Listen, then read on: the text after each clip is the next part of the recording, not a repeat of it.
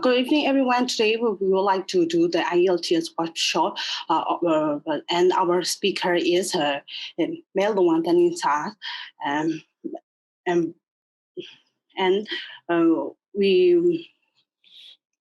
And the purpose of the academy is like to get the tip of the one we take the IELTS the exam. As we know, IELTS is really important in our student life. When we are doing when we are applying first of all, I'm familiar with the IELTS when I applied for my bachelor degree in Thailand, and then at the time, I faced so many problems because as I'm a beginner at the English level, so not to face those problems today. Today, our language center trader will give the tips of the IELTS and how we can pass those difficulties easily. And please welcome our speaker, Thanissa. Hi, everybody. Thank you for being here. Thank you for the introduction. When I was approached to do this, I was hesitant a little bit because to teach IELTS in 2 days, in 4 hours, that's a challenge. So I'm not basically teaching IELTS in these 2 days. Basically, I'll be talking about a few things that you should know, some tips and tricks, because to teach IELTS and the skills that you are required to have, it would need more than 4 hours. So we're gonna have, can you see the screen? Sorry, because I have 2 monitors going on. Can you see the presentation slide? Yes? Good? Okay. All right, yes. So it's going to be 2 days, 4 hours only. For day 1, we're going to look at your receptive skills. So that means how you receive English. And that will be the listening and the reading skills and the test sections of the IELTS. Tomorrow, we'll look at the productive skills, which means how you produce language. And so we're going to look at speaking and the writing parts of the IELTS. And as I said earlier, there's so much to teach within the 4 hours that we have. We can only look at the test structures and some tips and tricks to get you familiarized with the test a little bit. Now, before I go on to the listening part, let me just first of all tell you that to do well on the IELTS is really not just about your English. Okay, it's all about your testing skills as well. All standardized tests are the same. They're not just testing your English, they're testing your test-taking skills as well. So the more you practice, the better you will get. Okay, even though you use English every day and it's your second language, sometimes even native speakers have a hard time taking these standardized tests because of the way it is formatted, and the test-taking skills become very important. Okay, so with that in mind, let me talk about the listening test structure. Now, for the listening test structure, you have 4 sections, and there are about 40 items altogether. The first 10 items will be a short conversation between 2 people. Normally it's social or transactional, meaning it could be a normal social conversation or it could be a business transaction, but it's rather short, and normally it involves 2 people speaking, interacting. The second part, you have 10 more items that will be more about monologue. So you have one person giving a speech or a longer talk. And then after that, you have a more conversation, normally in a more academic context. And the last 10 will be a longer lecture or talk, again, more academic in nature. But again, all the topics that they cover in IELTS will be quite general, meaning that you don't need to have special educational background to understand the topic of the conversation. So in terms of task types, there are a few different types that they might throw at you. I'm listing all that are quite possible that you're going to find, but not all of them will be in one test. Okay, so for the listening part, you might have to complete some notes, some tables, sentences or diagrams of flow charts, or a summary. You might have to provide short answers, okay, to some questions. There might be some multiple choice questions. You might have to classify things according to the listening recordings, meaning putting categories or types following what you hear. You might have to match two items from different lists, for example. You will have to sometimes correct the notes that have been written up already according to what you listen to. Okay, so to help you understand and get the feel of the IELTS a little bit more, in our 2 days that we're together, I'm going to try to give you a practice test. Okay, so normally for the listening part, they only play the recordings once during the test. But for our practice test, we're going to play the recording twice. Okay, and we're going to look at the answers together.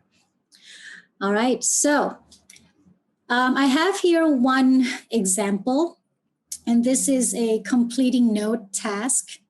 So I want you to look at what I put up here on the slide. It says complete the notes below with, write no more than 3 words and or a number for each answers. Now, this is very important. The instructions in the IELTS are very specific, okay? If they ask for not more than 3 words, you cannot give them more than 3 words. Okay, otherwise your points will be deducted. And here it means you can write no more than 3 words. And can you not annotate? Thank you very much. So write no more than 3 words and or a number. So you're allowed to write 1 number. Okay, if that's the answer. All right. So what do we do when we're in the test and this is the task you have to complete? So I'm going to give you some tips and tricks. So if you run into a completing note task like this, what do you have to do? Well, you have to ask yourself a few questions. Okay. First of all, looking at the text, who do you think will be speaking to whom and why do you think that? Where do you think the speakers are? Do you think their tone will be formal or conversational? What kind of information will you have to write?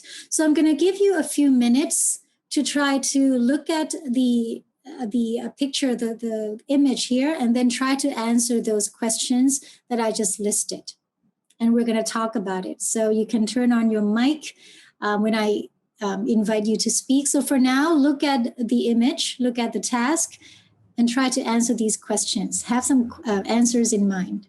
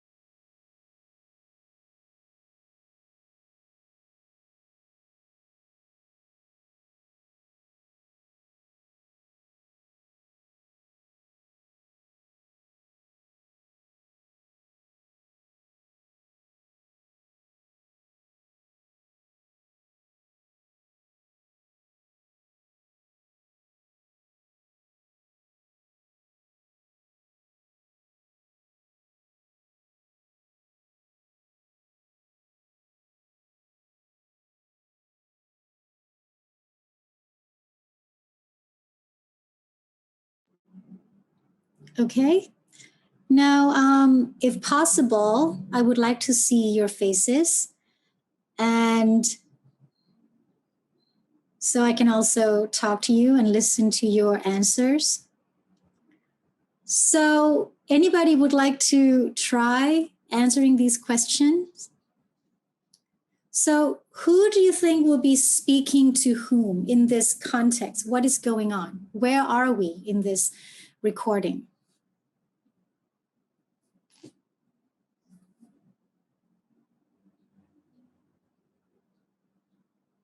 Anyone? Can I? Yes, please. Between the bishop foreign and tourist. Okay, so how can you tell? Give us some tips and hints.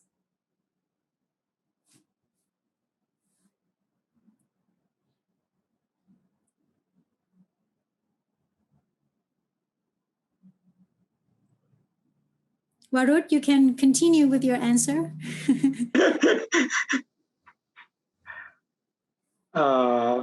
I think we should reading the list first, like how many price foreign per day. Okay. So one thing for sure, you said a bicycle shop, right? Why? What tells you it's a bicycle shop?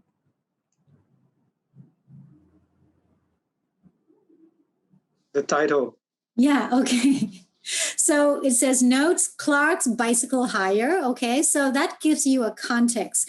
This is a business transaction, probably a phone conversation or something like that. Okay, and how do you know that this is the shopkeeper or the shop assistant talking to a customer? How do you know?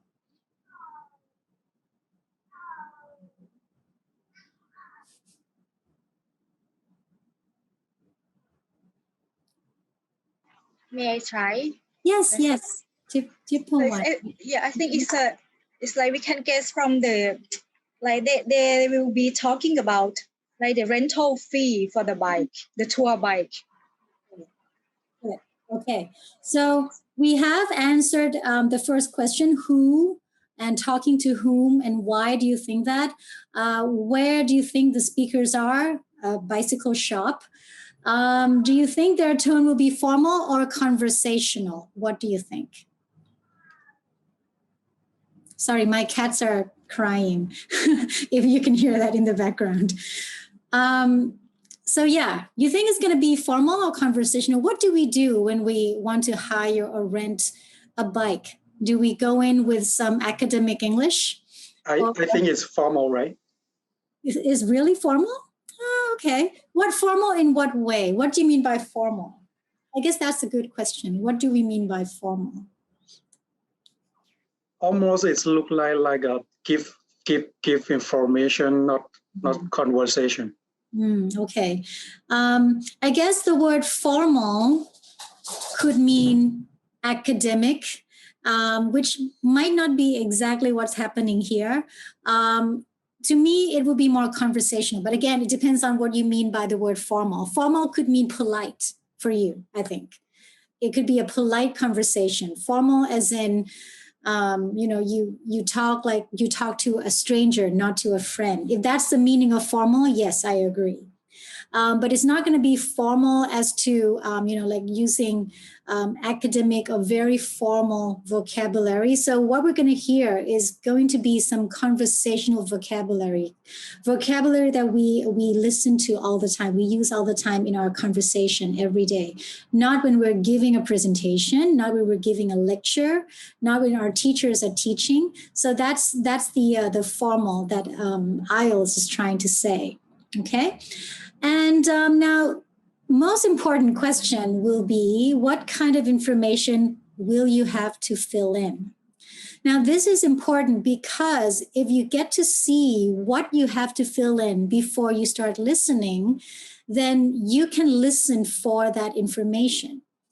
All right, instead of listening to everything, you have to listen for something specifically.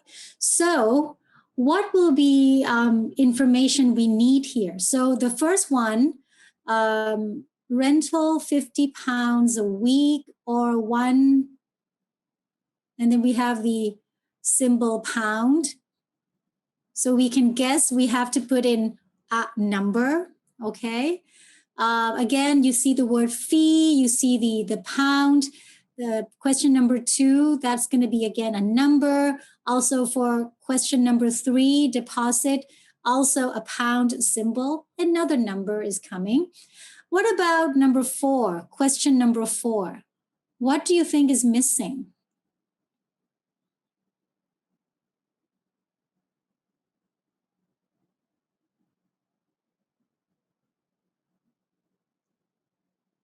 For number 4. Question number 4. Can I? Yes, yes. If you do have something broken or lost, we must you must to pay, right? Accessories? But I'm not sure. I think the extra things for the tourists.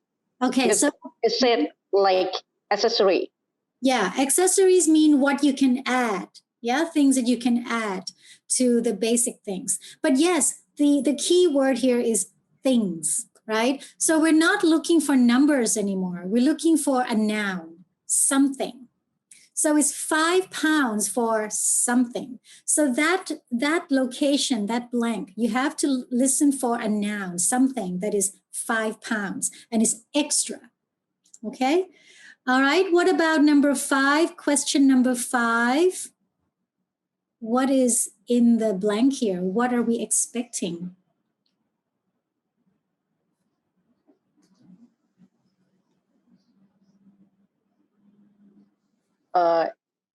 It could be now because strong is the adjective to give more detail to the noun.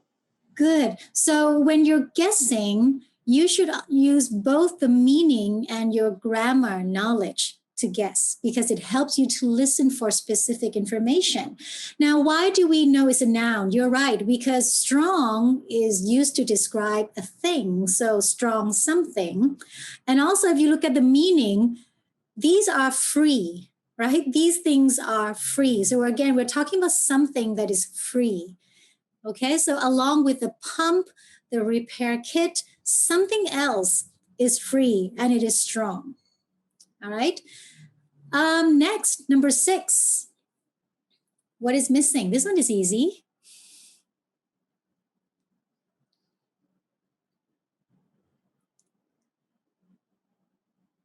What is missing? It could be a number because it's followed by the sign of the dollar. Right. So this is again a number because we see the symbol pound symbol, pound sterling, because IELTS is British. So you're going to see a lot of British stuff in the IELTS. Now, what does it mean? What does this number mean? What is it about? It's related to something, the number.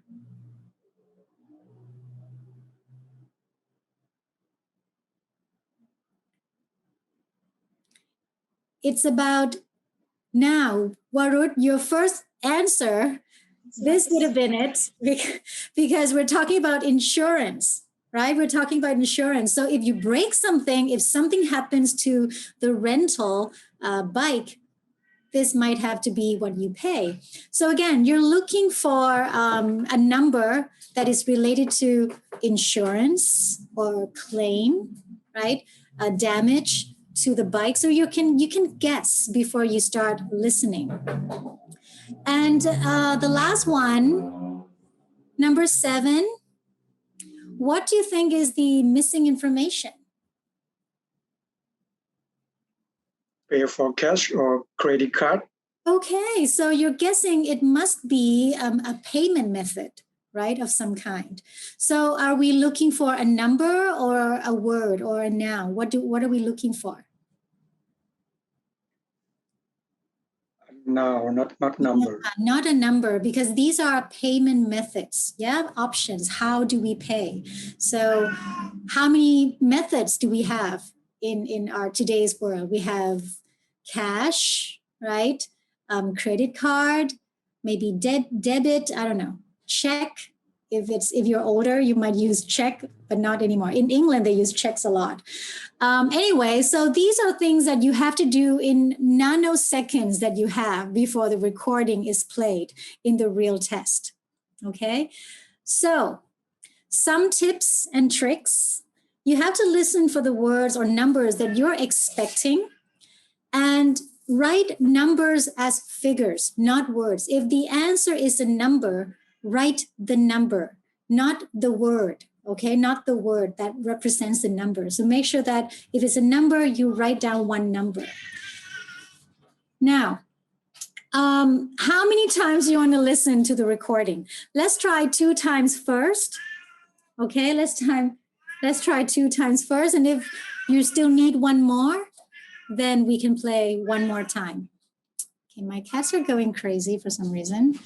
All right, so I'm gonna keep this. I'm gonna try because I have so many things going on. So let's see if I can work this out. I'm gonna keep this on your shared screen and I'm gonna play the test recording. Okay, so I'm gonna play it twice without interrupting you. And then we'll see if we need the last one, the third one. I'll put the cats away as well. Test 1. Listening. Section 1. You will hear a telephone conversation between a customer and a... Can you hear it? Okay, I'll continue. Sales assistant at a shop that rents bicycles. Yes. You will see that there is an example that has been done for you. On this occasion only, the conversation relating to this will be played first. Hello, Clark's Cycle Hire. My name's Keith. How can I help you? Oh, hello. I saw your ad in the local paper, and as I'm thinking of doing some cycling, I'm wondering what kinds of bike you have and what your prices are like. Well, we hire out 2 main types of machine, touring and mountain bikes. Are you likely to be riding off-road, do you think? No, I'll probably be sticking to roads and country lanes, so a touring bike would be best, I think. The type of bike is touring bike. So touring has been written in the space. Now we shall begin. You should answer the questions as you listen because you will not hear the recording a second time. Listen carefully and answer questions 1 to 7. Hello, Clark's Cycle Hire. My name's Keith. How can I help you? Oh, hello. I saw your ad in the local paper, and as I'm thinking of doing some cycling, I'm wondering what kinds of bike you have and what your prices are like. Well, we hire out 2 main types of machine, touring and mountain bikes. Are you likely to be riding off-road, do you think? No, I'll probably be sticking to roads and country lanes, so a touring bike would be best, I think. Right, well, the rate will be £50 for a week or £14 per day. So it's a lot cheaper to rent by the week. Yes, definitely. Though it's important to bring the bike back on time. Otherwise, I'm afraid we have to charge a late return fee. And how much is that? For each additional hour, it's £1.25. So if you were a day late, it would cost another £30. Yes, that's right. I'd make sure I didn't do that then. I should also point out there's a deposit which you get back when you return the bicycle. In good condition, of course. On touring models, it's £60. Is there anything else I'd have to pay? No, that's it. Though if you're planning to ride fairly long distances, you might like to have 1 or 2 accessories. Such as? Well, for another £5, we can supply lightweight bags, either panniers or the handlebar sort. It's amazing how much they can carry, and the way they're designed means they don't get in the way when you're riding. Well, I'll see. But what about essential things like a pump and a repair kit? I wouldn't have to pay extra for those, would I? No, there's no charge for things like that. Or for a lock. It's a good strong one too. Just make sure you don't lose the key. That reminds me, what about insurance? What happens if someone steals the bike, in spite of the wonderful lock? Didn't I mention that? Oh, I should have told you that's included in the rental too. And it covers everything, does it? It covers you against theft of the bike, yes, as long as it's securely locked at the time. You'd have to pay part of any individual claim, though. How much? If the bike was stolen and not recovered, you'd be liable for the first £100. So if I do go ahead and rent one, how do I pay? By check or would it have to be cash? Neither, I'm afraid. We can only accept credit card bookings. Otherwise, we'd have to ask our customers for the full value of the machine as a deposit. I've got a Visa in my name. Would that be okay? Sure. All right, so first round, let me play one more time, okay? And if we need another round, then we can as well. Listening. Section 1. You will hear a telephone conversation between a customer and a sales assistant at a shop that rents bicycles. You will see that there is an example that has been done for you. On this occasion only, the conversation relating to this will be played first. Hello, Clark Cycle Hire. My name's Keith. How can I help you?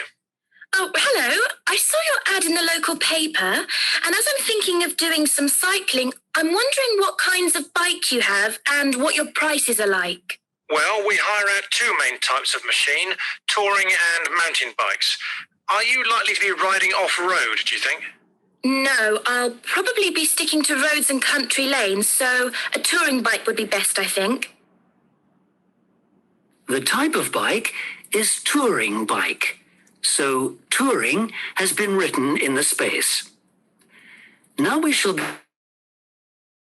answer the questions as you listen, because you will not hear the recording a second time.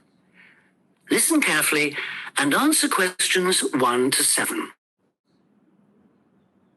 Hello, Clark Cycle Hire. My name's Keith. How can I help you?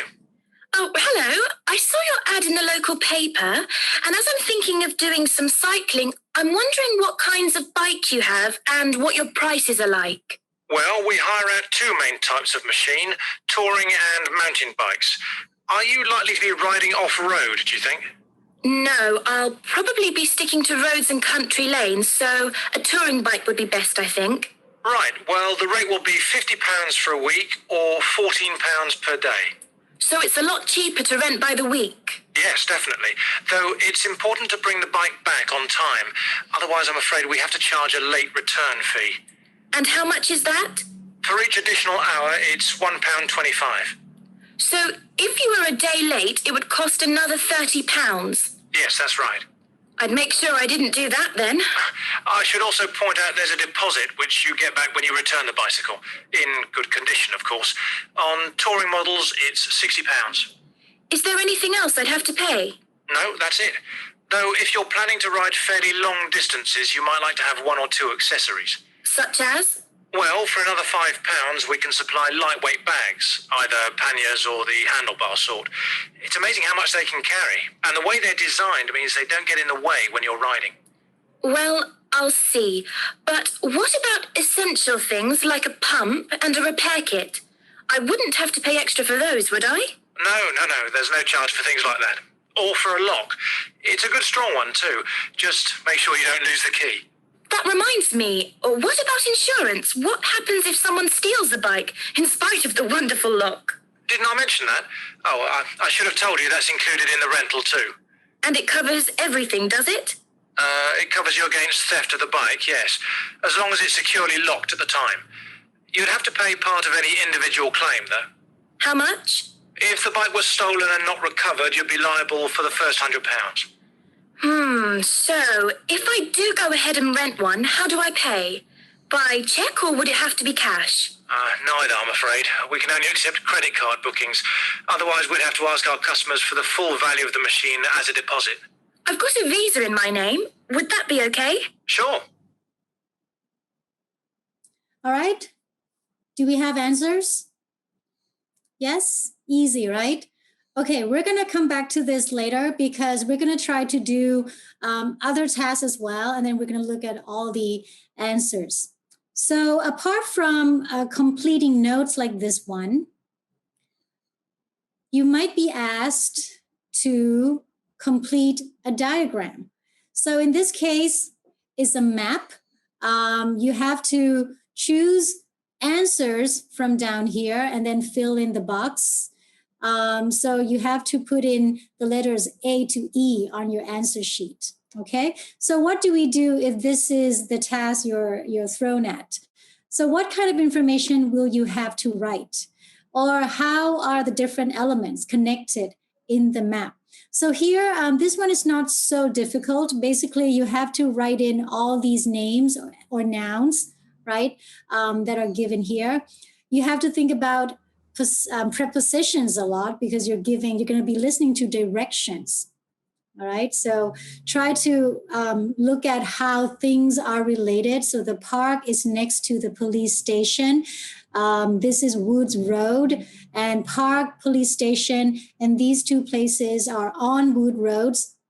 I would say police station is at the corner of Wood Roads and Oak Street. Number 8 is also at the corner of Woods Road and Oak Street, and so forth. Okay, so again, here you can say the police station is also on Oak Street, and also something number 9 is going to be on Oak Street. Opposite from Oak Street Pharmacy. Number 10 is next to Oak Street Pharmacy. So something like this, you have to start thinking as you see a map. Try to come up with some locations of what you already know, what you already see. Okay? So we're going to listen. And again, if we need the third round, we can listen to it. So we're going to listen for the names of all these places and for prepositions. Like I said, prepositions would be very important. And always, like I said, try to familiarize yourself with the map before you listen. Okay, so this will be question 8 to 10. Test 1. Listening. Section 1. Now listen and answer questions 8 to 10. So if I want to have a look at the bikes, how do I find you? I live near the university, by the way. Right. First you take Woods Road as far as the main police station. I know it. It's right next to the park. Yes, that's it. And after the police station, there's a turning to the right called Oak Street. At the big supermarket? No, it's before then. It's actually between the police station and a garage on the other side. Okay. So, you go down Oak Street until you reach the health centre on the right. If you get to a pub called the Maple Leaf, you've gone too far. All right? Yes, I've got that. Now, opposite the health centre, there's a pharmacy, and we're just behind that. Okay, fine. I'll try to call over sometime tomorrow. Great. See you then. Bye. Okay, one more time. Listening. Section 1. Now listen and answer questions 8 to 10. So if I want to have a look at the bikes, how do I find you? I live near the university, by the way. Right. First you take Woods Road as far as the main police station. I know it. It's right next to the park. Yes, that's it. And after the police station, there's a turning to the right called Oak Street. At the big supermarket? No, it's before then. It's actually between the police station and a garage on the other side. Okay. So, you go down Oak Street until you reach the health centre on the right. If you get to a pub called the Maple Leaf, you've gone too far. All right? Yes, I've got that. Now, opposite the health centre, there's a pharmacy, and we're just behind that. Okay, fine. I'll try to call over sometime tomorrow. Great. See you then. Bye.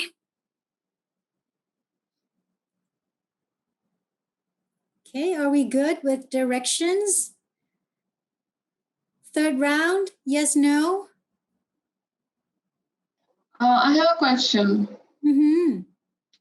Will the instructions repeated every time with every question?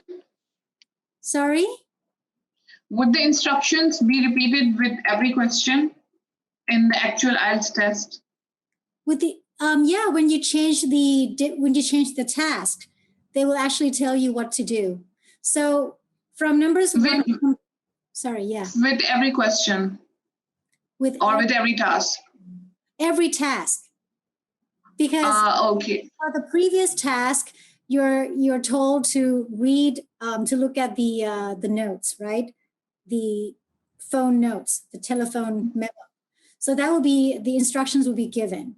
And then you have to listen to the recording that will answer number 1 to number 7. And then when you change a task, yeah, then you'll be, give. Is there any task involved in IELTS which in the listening section particularly which involves speaking as well?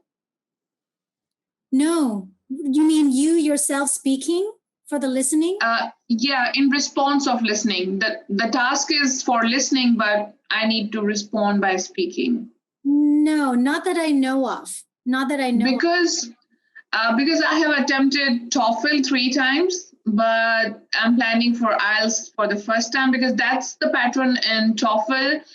Even in response of listening, you have to speak actually and speak what you have understood.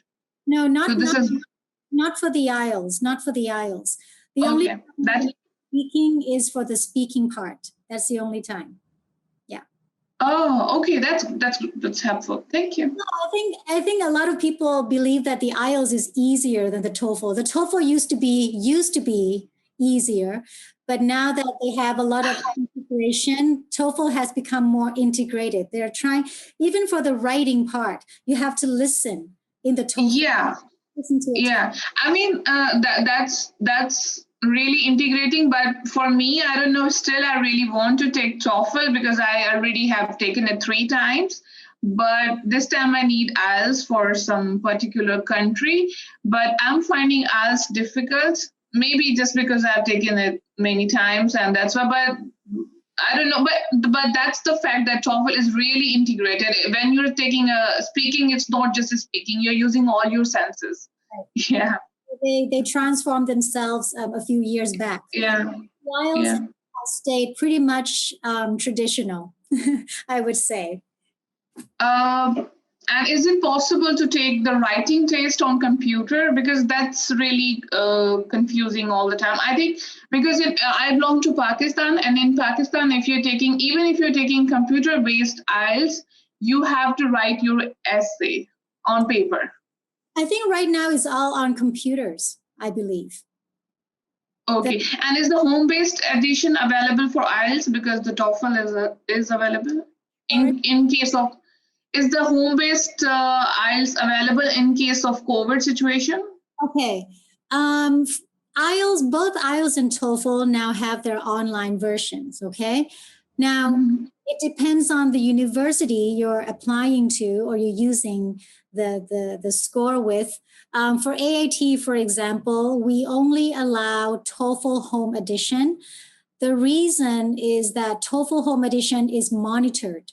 So you have basically, we have the same thing with our English entry test at AIT. We require 2 cameras and the Language Center is monitoring the test. Now the IELTS at home, that's what it's called. That's what they call their online version. The IELTS at home is more like, I think it's called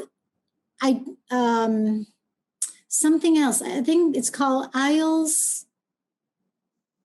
I forgot the name, but basically it's not monitored. It's an online IELTS that you can do at home without anyone monitoring you. So AIT does not accept that one. AIT only accepts TOEFL because we want the test to be monitored. So it depends on university you're applying to or that you need, whether they will allow the online version of the IELTS. Because it's not. All right. Okay. All right. All right. So let's listen one more time then for the directions. Listening. Section 1. Now listen and answer questions 8 to 10. So if I want to have a look at the bikes, how do I find you? I live near the university, by the way. Right. First you take Woods Road as far as the main police station. I know it. It's right next to the park. Yes, that's it. And after the police station, there's a turning to the right called Oak Street. At the big supermarket? No, it's before then. It's actually between the police station and a garage on the other side. Okay. So, you go down Oak Street until you reach the health centre on the right. If you get to a pub called the Maple Leaf, you've gone too far. All right? Yes, I've got that. Now, opposite the health centre, there's a pharmacy, and we're just behind that. Okay, fine. I'll try to call over sometime tomorrow. Great. See you then. Bye. Okay, are we good with only 2 rounds?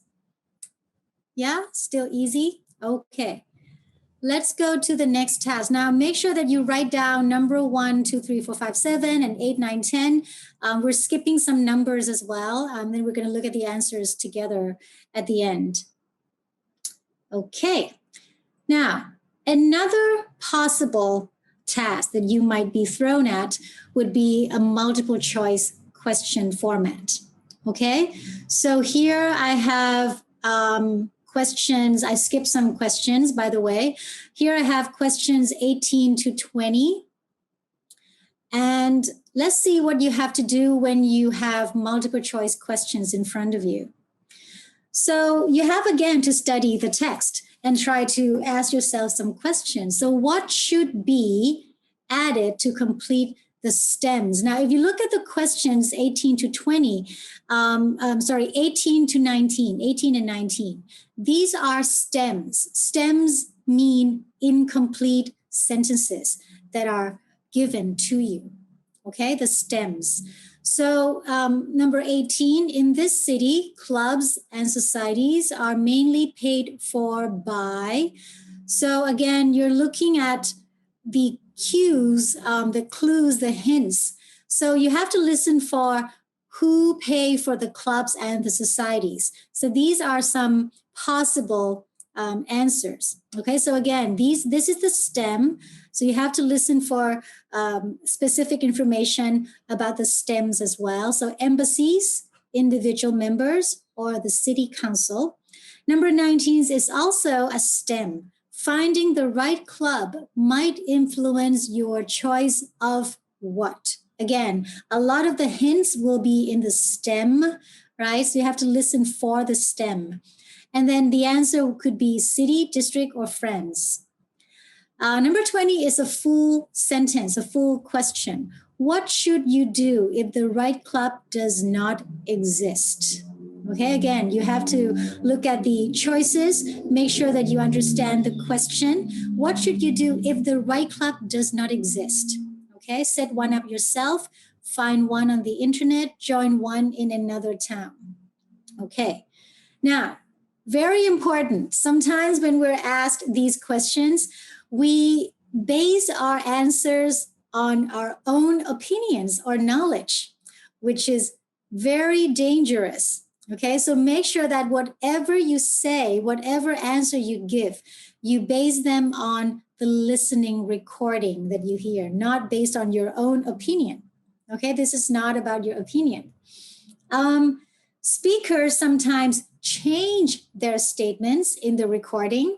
They might say A, and then they said, oh, wait a minute, I think it should be B. So you have to listen for change of minds or change of information like that as well.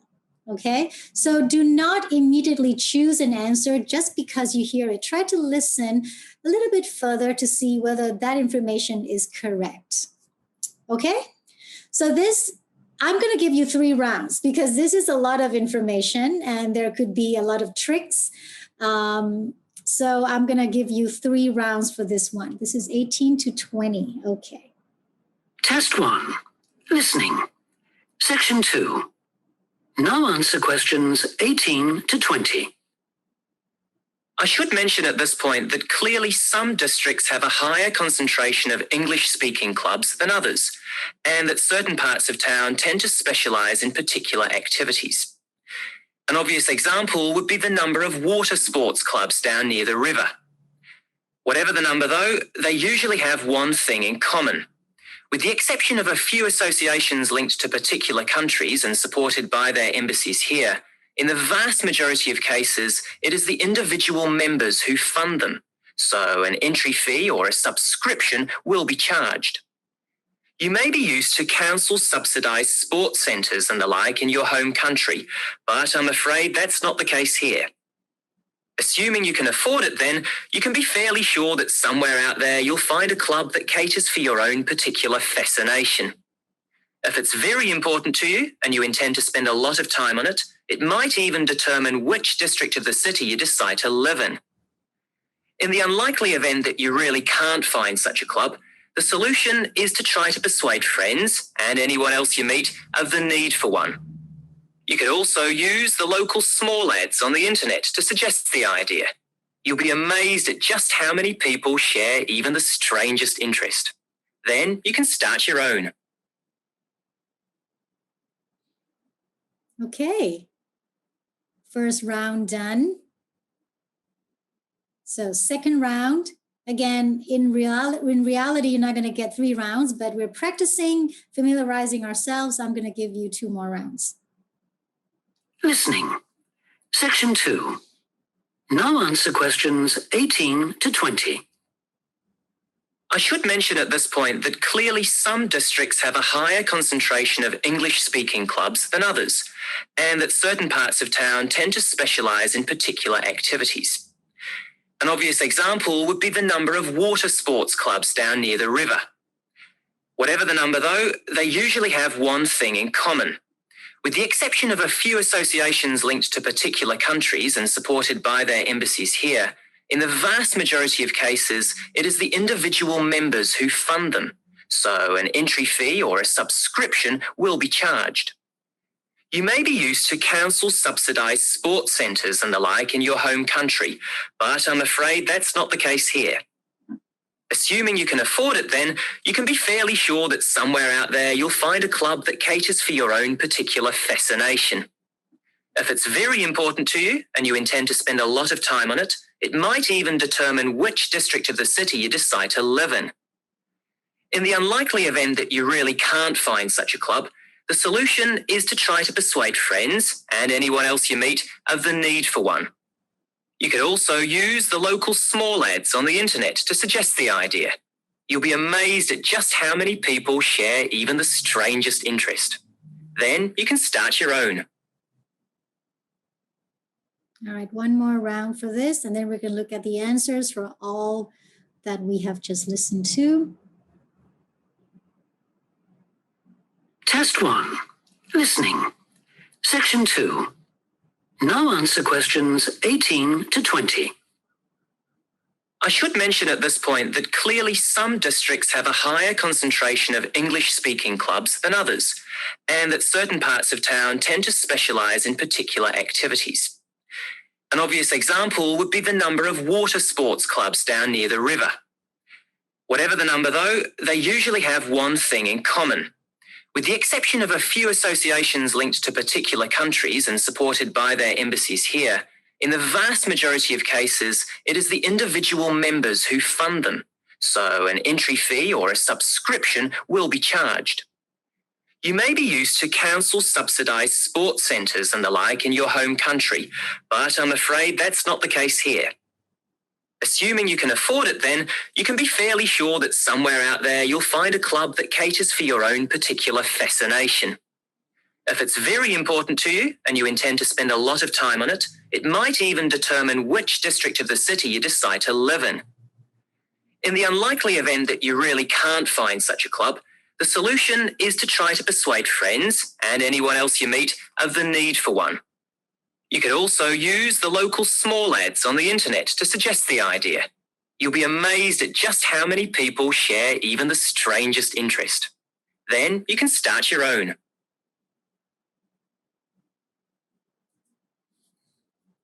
Okay, so let's go back a little bit to our very first task. Now, see if you can remember. So number 1, what was the answer for number 1? 14. 14. 14. So yes, the woman says, I'm wondering what your prices are like. And then the shop owner says the rate will be da, da, da, and then 50 pounds a week or 14 pounds per day. So one thing you have to be careful with, 14 or 40. So be careful with something like that. Number 2, what was your answer? 1.2. 1.25. 1.25, yes. So the shopkeeper was talking about a late return fee, and the lady says, how much is that? So the guy said, for each additional hour is £1.25. So 1.25. That's the number you have to put in. What about number 4? 60. 60, 60, right? So the guy says, I should also point out there's a deposit, which you get back when you return the bicycle in good condition. On touring models, it's £60. That's what he says. All right. What about number 4? What did you get for number 4? Lock. Sorry, lightweight bags. Okay. So here is where you can have 2 different options. IELTS would actually take either bags or lightweight bags. Both are possible. Okay, because both do not go over 3 words, the instructions for 3 words. So bags or lightweight bags. Yeah, so Jan, the girl said, was asking about other cars. The guy said, yes, if you wanted accessories for another £5, we can supply lightweight bags. That's what he says exactly. Okay, what about number 5? Lock. Lock. So the girl asked about a pump and a repair kit and if she would have to pay extra fees. The guy says, no, there's no charge for things like that or for a lock. It's a strong one too. That's what he said. Okay. Number 6. Again, we need a number. 100. 100, yes. So he says, if the bike were stolen and not recovered, you would be liable for the first £100. And number 7, the only method of payment? Credit cards. Credit card. Credit card. Okay, good. So here you need 2 words, credit and card, not just card. Okay. All right. This one, if you remember. Okay. So what is number 8? Garage. E number. It is a garage. Right, exactly. Now, in the recording, they were trying to trick you with the word supermarket, right? You heard the word supermarket, but the guy said, no, the supermarket is further. It's actually the garage that you will see first. Okay, so this number 8 is a garage, exactly. Number 9, what is number 9? A. But the garage is not an option. Center. Lala, it's in E. I can't see it. It's E, yeah. Okay. Can you see that at the bottom of the image? Yes. And number 9, what is number 9? Health center. Health center. Park, cycle hire. It's a health center, actually. It's I don't remember exactly, but the guy said you continue on Oak Street and you will see health center on your right. That's what he says, if I remember correctly. Okay, and what about number 10? Cycle shop. That's the cycle shop because he says opposite from the health center, you'll see the Oak Street pharmacy, right? And we're just behind that. We're just behind the pharmacy. That was the conversation. Okay, good. Next one. Okay. 18. Individual members. B? Anyone else? B. Yes, I think so. Individual members. Members. Okay, so let me read to you exactly what the guy says, okay? And this is how they can sometimes trick you.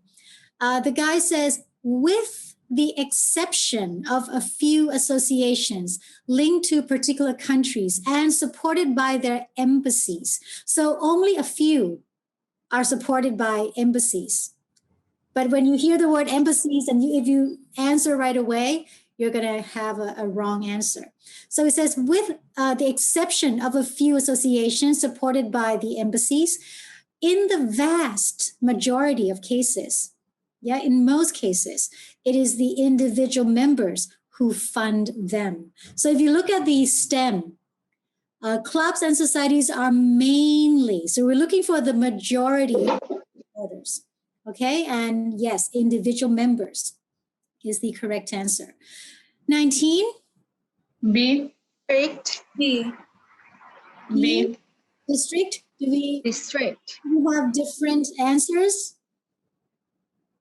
No? Good. That's the correct answer. Let me read to you what exactly is said. Somewhere out there, find a club that caters for your own particular fascination. If it's very important to you and you intend to spend a lot of time on it, it might even determine which district of the city you decide to live in. So it might determine, same thing, it might influence where you want to live, the district you want to live in. So they're using synonyms here. You hear it might even determine which district of the city you decide to live in. The STEM says the right club might influence your choice of the district. Okay, so it's basically a paraphrase, synonyms. They're using synonyms and paraphrasing. All right, what about number 20? This one is quite tricky as well. I guess it's A. Set one up yourself. Okay, so we have A. Any other answers? Someone has put B. Oh, okay. So, you guys, A. I have not been reading the chats. Wow. Okay. All right. The answer is A. Now, I understand why some people chose B. Let me read exactly what it says. In the unlikely event that you really cannot find such a club that you're interested in, the solution is to try to persuade friends and anyone else you meet of the need for one. So right away, you tell your friends that you need a club like this, right? That's the first thing you do. You could also use the local small ads on the internet to suggest the idea, not to set up, not to find the club, but to suggest the idea of having a club, right? You could, you'll be amazed at just how many people share even the strangest interests. Talking about the interest, you tell your friends, find people who have the same interests, or you can use the internet to suggest the interest. Then the result, you can start your own. So the internet is mentioned, but is only to seek people of the same interest. At the end, you will have to create your club with friends or people you find on the internet. Okay, so that's a tricky one. All right, so the next one, so this is what I have just read to you. It will be here for if you're gonna get the PowerPoint later on, this will be here as well, so you can check again, okay? Now the last task for the listening part we're gonna do is the long lecture, okay? So here I chose one that you have to complete flow chart. So again, what do we have to do? What do we have to do? So first of all, what style of writing is this? What kind of words, parts of speech should be in the blank? Okay, so let's talk about this. I'll give you a few minutes to read the flow chart, and we're going to try to answer these two questions.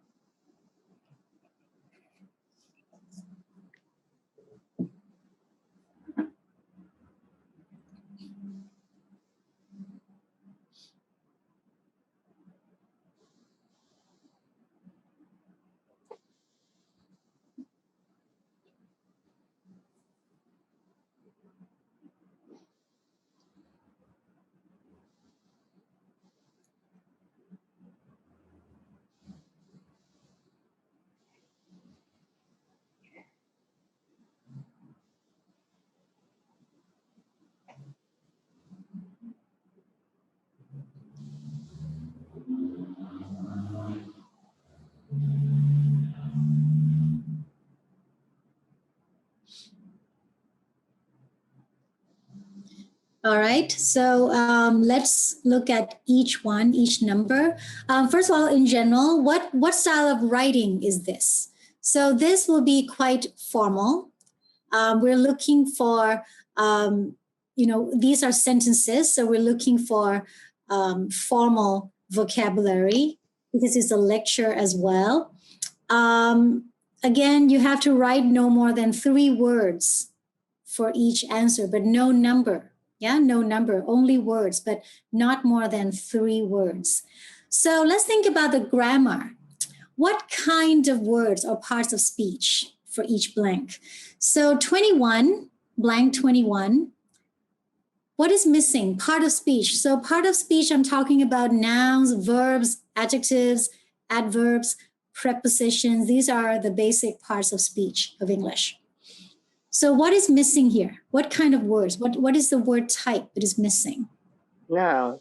Yeah, complete something. Complete is a verb. These are all, if you look at all of these sentences, these are all commands, right? Starting with the verb and it's a complete sentence. So yeah, you have to complete something. So a noun is needed there, okay? What about the next one, 22?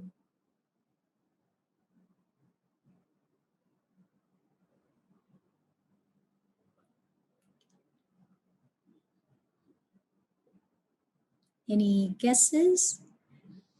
It should be noun. It should be now. Think about something. Likely is an adjective, yeah, to describe that something. Possible, likely means possible. So think about possible noun of lecture. Take notes during lecture. Number 23, what is missing? Verb. A verb is missing because, again, you see the pattern here. These are all commands. We need a verb here to start a command sentence. These 2 results, revise before 24. What do you think is missing? Type of word. Noun.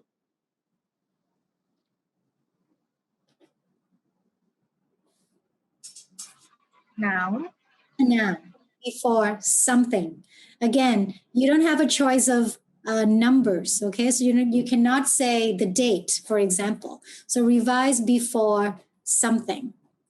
And then revise every, what is missing again? Noun. Noun. Can you guess when you see revise every? We're talking about frequency, right? So in reality, what every frequency do we have? Every day, every week, every month, every other weeks, for example. So you can kind of guess what you might be listening to, okay? All right, now remember that the arrows show the structure of the talk. So this helps when you have a flow chart or even when you have filling in the blanks. The numbers, yeah, number 1, number 2, number 3, question 1, question 2, question 3 will follow the order of the recording. So whatever the information will come in that order, okay? So make sure that you don't skip because that's how the information is revealed. All right, so let's listen. Again, I can play 3 times just so that you check your answers. All right, here we go. Test 1. Listening. Section 3. You will hear a tutor and 2 students discussing the best ways to study. Listen carefully and answer questions 21 to 25. Well, how are you both settling in? Fine. Yes, no problems. So far, anyway. Good. Remember that as your personal tutor, I'm here to help you if you do have any difficulties. Now, as you know, lectures start on Monday, so I thought we'd look at a few ways of making the most of them, especially in terms of the notes you take. Let's begin by thinking about what you can do before you even go to the lecture. Any ideas? Make sure you're up to date with all the background reading, so you know plenty about the subject already. Yes, that's essential. The lecturer will assume you have that knowledge. Anything else, Carlos? Well, check what the topic's going to be. Of the lecture, that is. I'd go a bit further than that and consider what the content may be. Then you could ask yourself some questions that you want answering and listen out for the relevant information during the lecture. Okay. Now that brings us to the lecture itself and the actual business of writing notes. But there's a lot to deal with there, so we'll come back to that later. What I'd like to do for the moment is continue with the process of note-taking and move on to the next stage. Any suggestions for what that might be? When the lecture is over, you mean? Yes, once you're able to sit down somewhere quiet with your notes. Read them? More than that, you need to make sure they'll still make sense to you weeks, months later. Edit them? Yes, that's what's needed. It's well worth spending a few minutes on it. Any missing words, anything difficult to read, things you didn't have time to jot down, now is the time to do so, while everything's still fresh in your mind. Right. And after that, when's the best time to revise them? When do you think, Carlos? I'd say just before the next lecture, in the same subject. Precisely. That's a vital time to look at them again, for obvious reasons. But it's definitely not the only time. When should you revise them again? A month later, maybe? Sooner, and much more often than that. I'd recommend you look at them again once a week. That's why it's so important they're complete and easy to follow. Okay, round 2, just to check. Section 3. You will hear a tutor and 2 students discussing the best ways to study. Listen carefully and answer questions 21 to 25. Well, how are you both settling in? Fine. Yes, no problems. So far, anyway. Good. Remember that as your personal tutor, I'm here to help you if you do have any difficulties. Now, as you know, lectures start on Monday, so I thought we'd look at a few ways of making the most of them, especially in terms of the notes you take. Let's begin by thinking about what you can do before you even go to the lecture. Any ideas? Make sure you're up to date with all the background reading, so you know plenty about the subject already. Yes, that's essential.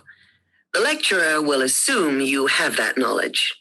Anything else, Carlos? Well, check what the topic's going to be. Of the lecture, that is. I'd go a bit further than that and consider what the content may be. Then you could ask yourself some questions that you want answering and listen out for the relevant information during the lecture. Okay. Now that brings us to the lecture itself and the actual business of writing notes. But there's a lot to deal with there, so we'll come back to that later. What I'd like to do for the moment is continue with the process of note-taking and move on to the next stage. Any suggestions for what that might be? When the lecture is over, you mean? Yes, once you're able to sit down somewhere quiet with your notes. Read them? More than that, you need to make sure they'll still make sense to you weeks, months later. Edit them? Yes, that's what's needed. It's well worth spending a few minutes on it. Any missing words, anything difficult to read, things you didn't have time to jot down, now is the time to do so, while everything's still fresh in your mind. Right. And after that, when's the best time to revise them? When do you think, Carlos? I'd say just before the next lecture, in the same subject. Precisely.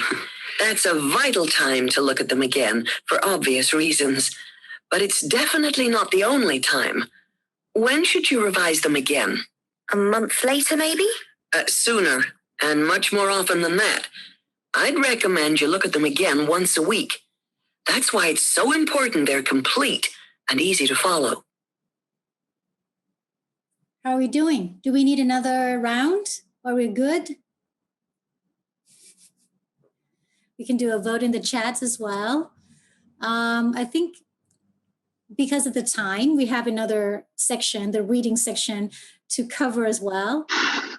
I think we're good. Okay, we're good. Okay, I have someone saying good in the chat. We're just going to go ahead. Okay, then. So let's look at your answers. 21. Background reading. Background reading. Okay, good. I'll reveal the sentences later on. So number 22. So content. Content. Content. Yeah, content. Content. 23. Edit notes. So here you can just say edit or edit notes. Both are okay. And 24. Revise. Next lecture. Next lecture. Next lecture. Next lecture. And 25. Week. So to show you. Once a week. So once a week cannot follow every. So the answer has to be just every and then week. You cannot put once a week because the word every already means once a, right? Mm-hmm. So these are the actual recordings. If you want to just read through very quickly and see why we have the answers that we do. Okay. So for number 22, some people might say the word topic because Carlos said, check what the topic's going to be. But then the tutor said, I would go a bit further. So that's not the correct answer that you have to put in yet. The correct answer is content. Now consider what the content may be. 23 is quite straightforward. Edit them. Tutor said yes. So that's the answer. 24. When is the best time? Tutor says, what do you think, Carlos? Carlos says... Oh, excuse me. Yeah. For 22 topic cannot be considered? No, because the tutor says, I would go a bit further. So that's not the best answer. Yeah, if you're going to have to fill in the flow chart, it should be the best answer. The tutor already said no to topic. Yeah, it should be the content, not only the topic. So for 22, topic is not an answer, content only. And that's the tricky part. Yeah, you have to watch out for. So 24, let's come back to 24. Carlos said, I'd say just before the next lecture in the same subject, tutor says precisely. So when you hear the tutor says yes or precisely, that's where your answer is. 25, week. Again, even though the answer that you hear is once a week, but when you look at the flow chart, with the word every, you cannot put once a week. You cannot say every once a week. So the only possible word is every week to get the same meaning as once a week. Okay? So again, you can look at this later on once you have my presentation file. Background. Warut, you asked about the word background. Background alone is not possible because you're talking about background reading. Is the reading that gives the background, not just the background. So the answer has to be background reading to get the right meaning here. Okay? All right, so that was something you can expect for the listening. Again, I don't have time to go through every task or possible task. But again, the more you practice, you pick up an IELTS book, you can practice more and you'll be more familiar with the format. So let me now go to the reading. Okay, we don't have a lot of time, so let's see if I can speed through. So for there will be 40 questions in total. Yeah, for the listening part. Okay, in 30 minutes. Yeah, 30 minutes. And but yeah, I mean the 30 minutes is counted only our response time. Or the computer's speaking time is also included in 30 minutes? It's 30 minutes for the entire listening part. Oh. Yeah, you'll be answering real time. So as you listen, you'll be answering as well. So you have 30 minutes for the. There will be no wait time. I think you might have like have a minute before or and after. I think they give you some time before, like in between the tasks, but you don't get a lot of time after the listening recordings are done. What do you recommend reading the questions before, like when we get to listen? Because I read the questions even for the reading part and listening parts before reading it or before listening it, and that helps me. But what do you recommend? Reading the questions before reading the passage or listening the passage or whatever conversation it is? You have to familiarize yourself with the questions before you start listening. Otherwise, you wouldn't know what you're listening for. Okay? Yeah. It's important to try. I know you don't have a lot of time, and that's why standardized tests are not realistic. You don't have a lot of time to read the questions before each recording, but you have to try to read as much as you can. What we just practiced, you won't have time to think about all these questions that much. But the more you practice, the more examples you see, the more questions you see from the IELTS, the more you will be familiar with the types of questions they ask. Again, like I said at the beginning, it's not only about English, it's also about the test taking skills, right? So you have to practice. Okay? Okay, yeah. So for the reading, you have 60 minutes, and there are 3 sections with about 11 to 15 questions each. Now, the text type, so the passages that you will get, they will be topics in general. So you don't need to have specific backgrounds in engineering or in environmental engineering to understand the text. Again, it could be a non-specialist articles, even if it's a more academic one, like articles or journal books, they will be non-specialist, okay? Easy for everybody to understand.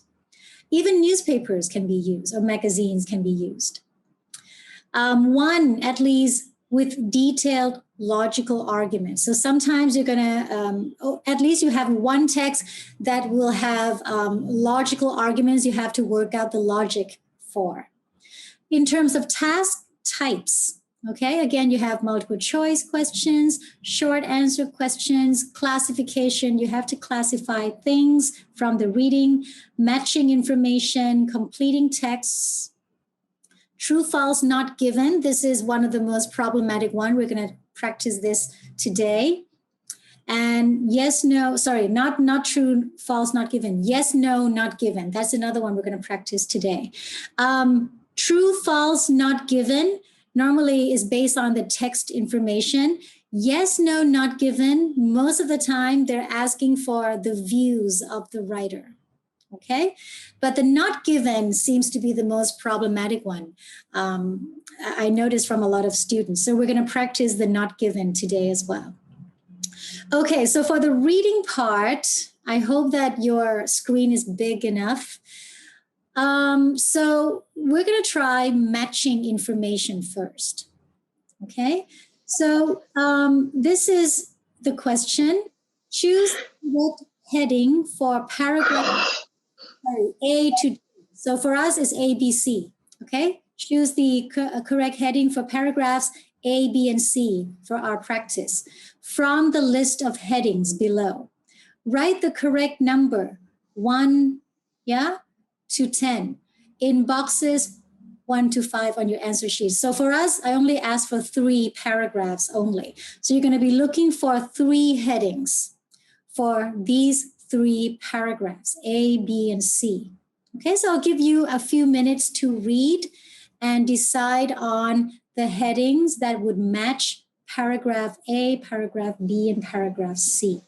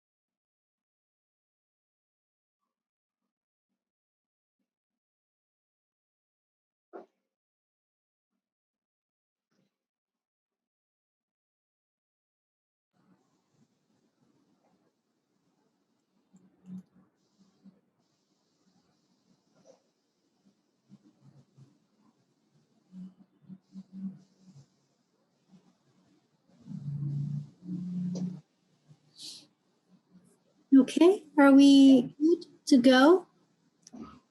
So to do this, you need to read the entire, well, sometimes you have to read the entire paragraph, but most of the time, the first few sentences can tell you what the main ideas of the paragraphs are. Okay, so if you want to go quick, you can do so probably for this type of task. Because as you know, we're going to do that in the writing as well. In academic writing, the main ideas come at the beginning of the paragraph. Okay, so paragraph A, what is your choice? I'm going to check the chat as well, because I know there's a lot of people are putting in the chat. So I'm going to also ask for the chat. Okay. So for paragraph A, what do we think?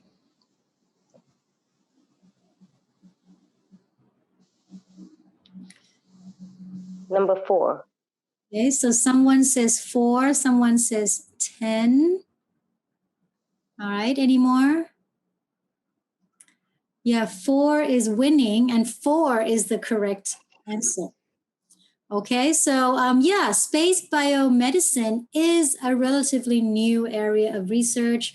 Its main objectives, so we're learning about the objectives, basically some information about what it is. So this is number 4. What is space biomedicine? Okay, what about paragraph B?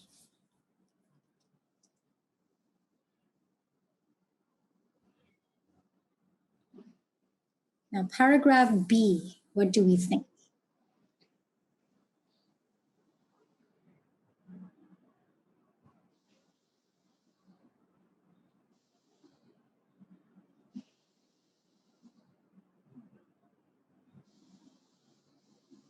Really?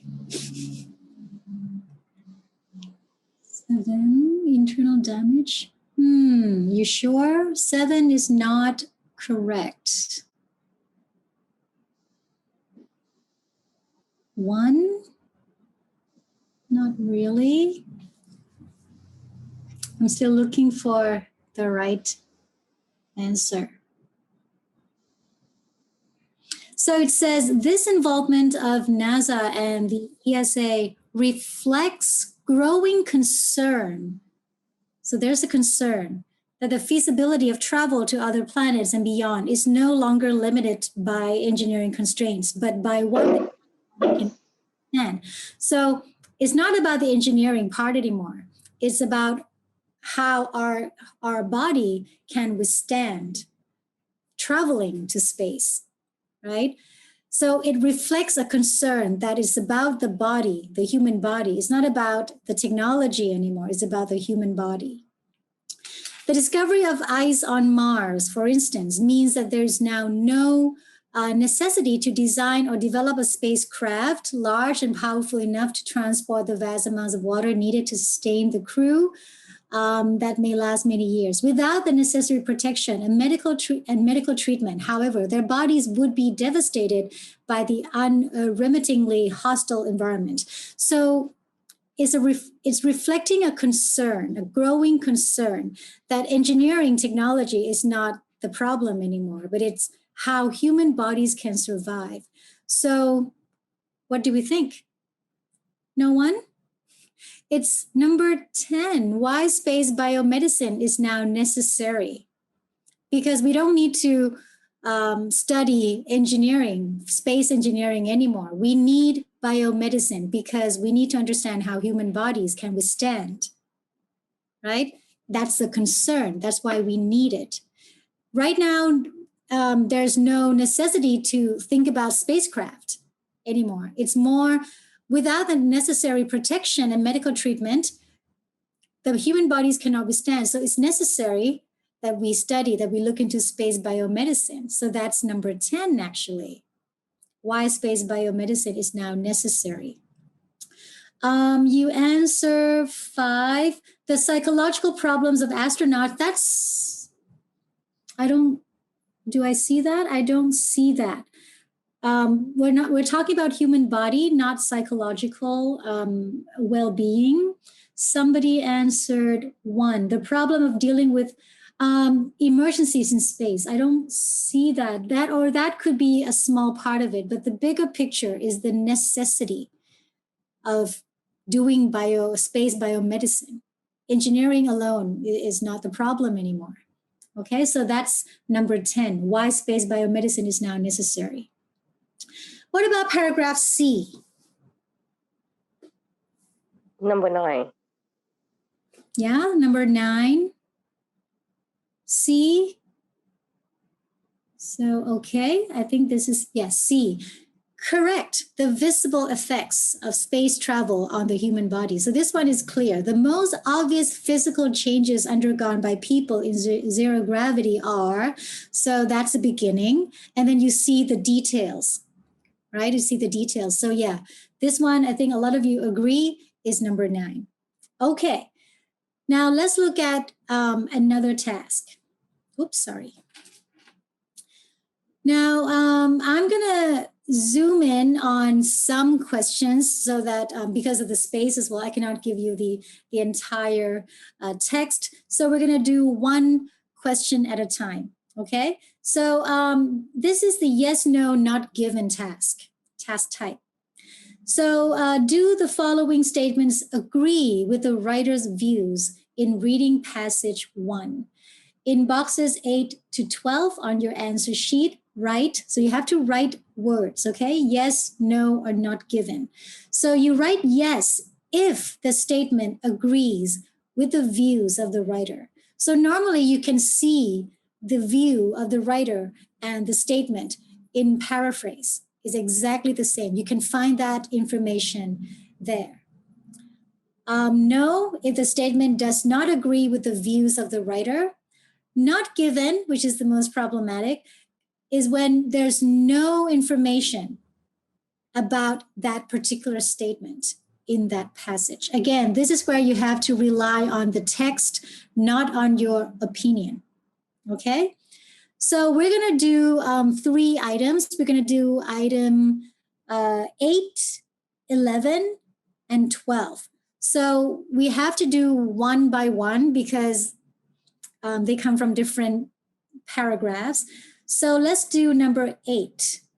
The statement is the obstacles to going far into space are now medical and not technological. So can you read ABC again, these 3 paragraphs, find that information or not, and give me yes, no, or not given.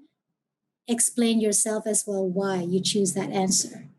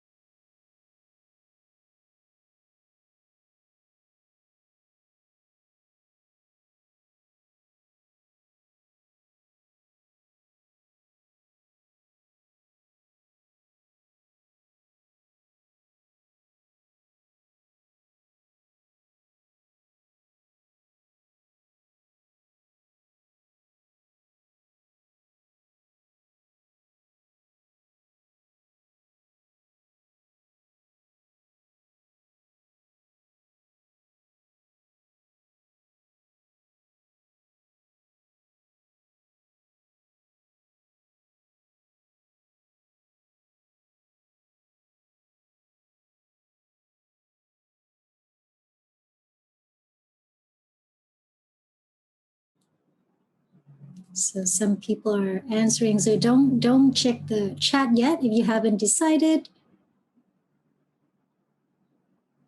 Yes.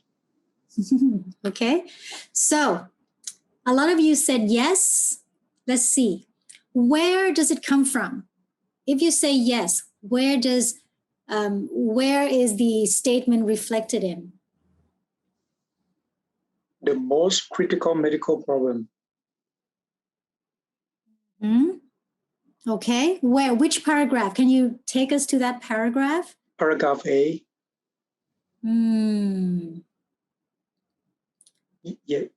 Yes. Paragraph A. But paragraph A,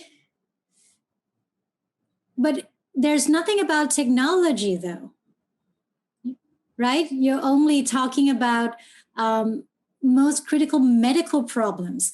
But in the statement, you have to also have that technological aspect as well. Can I try? Yeah, please. In the paragraph B, line 3, Okay. is no longer limited by engineering constraint. Okay. So yes, the answer is yes, you're correct. And where do we find it? Right here.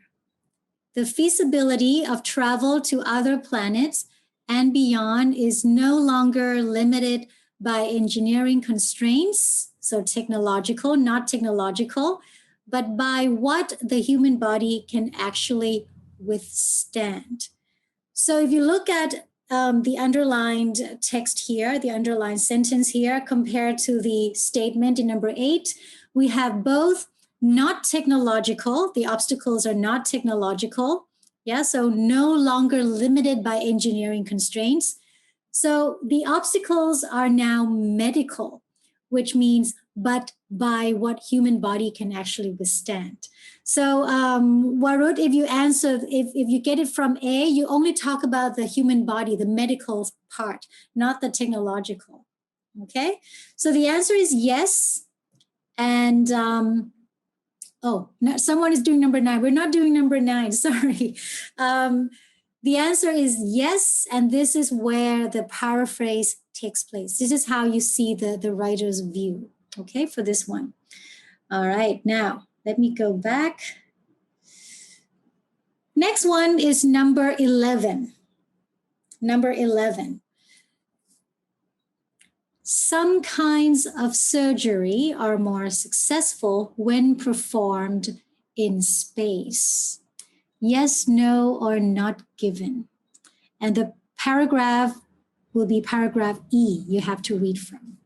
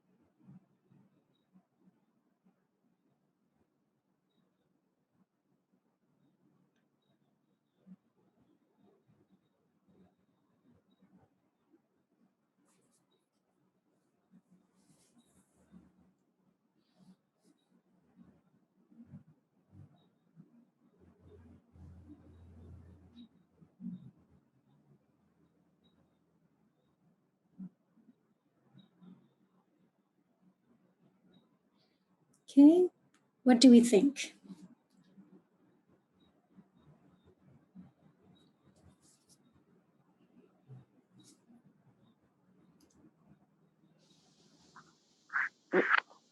I am confusing about no and not given, but if I have to choose one, I will choose not given. Okay, we'll give you more time to other people. Not given. We have both no and not given as well in the chat box. Okay, now the key words. Surgery. We're not talking about equipment. We're not talking about other treatments. We're talking about surgery, some kinds of surgery. We're talking about success, yeah, in space. Okay, so let's look for anything that could mean surgery. Let's look for that topic, surgery.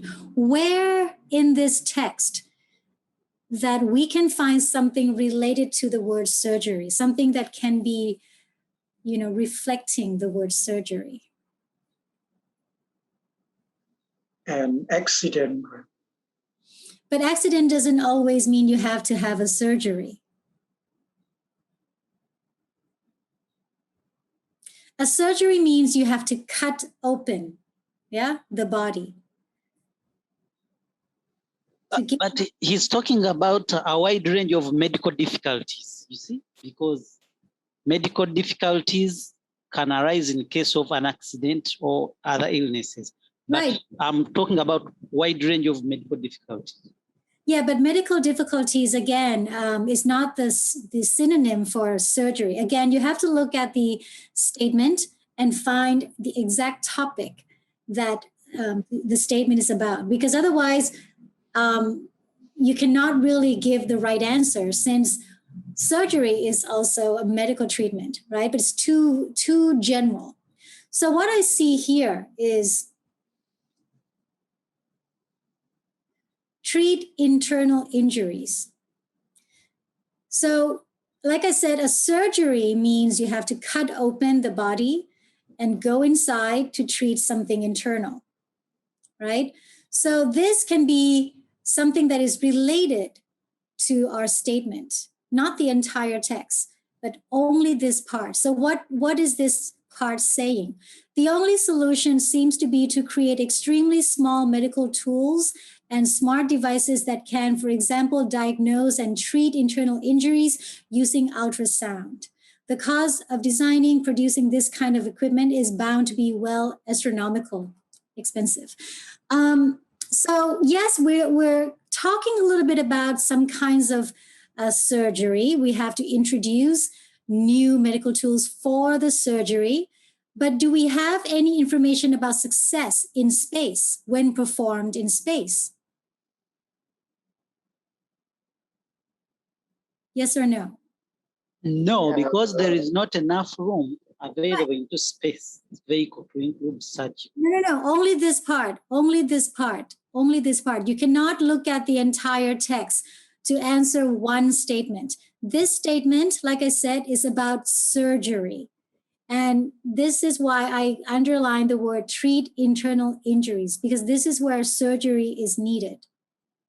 So only this part right here. Only this part right here. We're given, we see that some kinds of surgery, because we're treating internal injuries, right, can be explored, can be designed. But do we see anything about the success of some kinds of surgery when performed in space? Do we see that? Do we see information about successful surgery in space? No. No. So the answer is not no. The answer is not given. Okay? For the answer to be no, you have to see something like some kinds of surgery are not successful in space. That's the no. If you see something like some kinds of surgery are successful, that's a yes. But if you only see some kinds of surgery but there's nothing about success when performed in space. This is not given. This is an example of a not given answer. Okay, so it can be confusing. You have to really focus on the key words in the statement, in the question. You cannot look at the entire text and then decide on one statement. You have to find the synonym, the paraphrase. So here, like I said, surgery, internal injury treatment, but there's nothing about success in space. So it's not given. Okay? Again, you need to practice. Like I said, it's all about test taking skills as well. Last one. Time, good. Last one. Item 12. And it comes from paragraph G.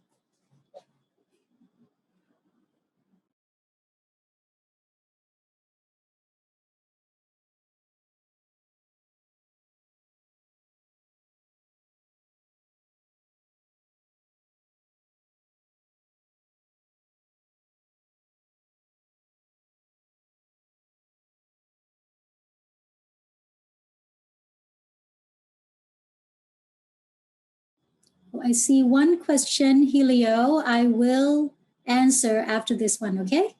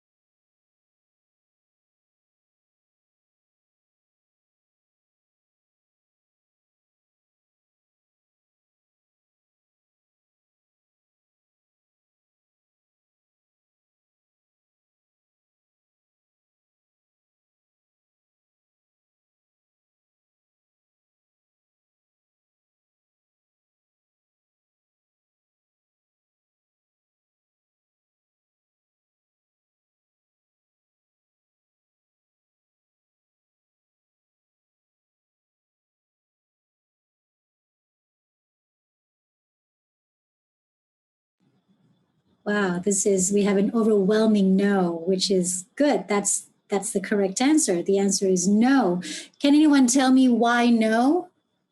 So again, the statement is space biomedical research can only be done in space. And we're saying no, that's not true. That's not what the writer is trying to say. Can anybody give me some examples of why the answer is no?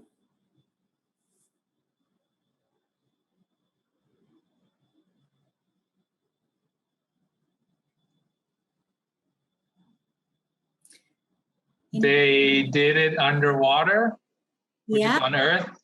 Oh, I remember your voice. Okay, so yeah, so we have something like underwater, right? So there's a statement about underwater. Anything else?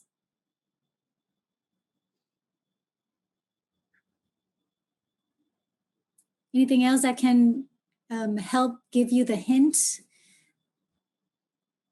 Simulate. Yeah, so you can simulate. You can actually create the space condition on Earth. So this is a real no, because the text, the writer actually says, yes, you can do a lot of research, space biomedical research on Earth, in water, on land, for example. Okay, now let me go back to Helio's question. He asked in the chat, if I go back to this one right here, the only solution, does that mean successful or not? The only solution seems to be, so it's unsure, that's number one, seems to be to create something. The cost of designing and producing this kind of equipment is bound to be, well, astronomical, too expensive to actually make happen. So to me, the only solution, that word alone doesn't mean successful, because the solution is not even done. It hasn't been carried out. It seems to be to do something, but then the cost is quite high, right? So it doesn't really say anything about the success of the surgery yet. Okay, so. But Madam, on that question. Which one? That one, 11, I would like to agree with what you are saying, but earlier on we had seen that biomedical research had provided a breakthrough for someone to put space.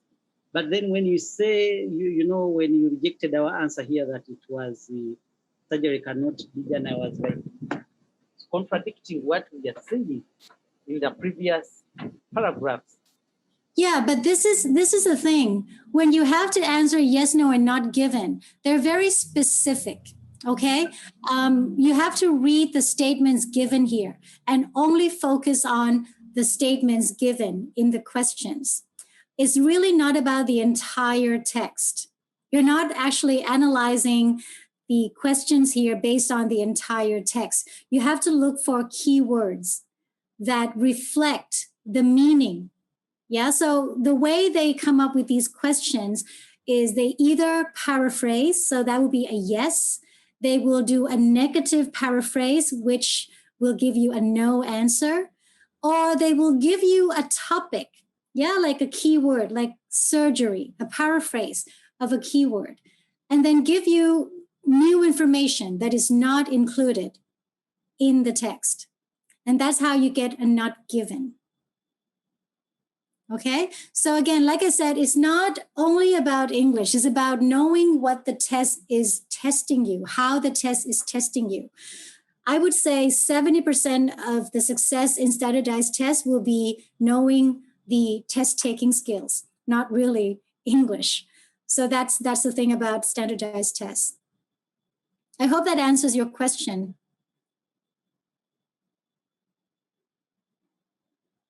Okay, so this will be the end of day one. Yeah, so we looked at some test-taking skills, some types of questions that you can expect if you have to take the IELTS.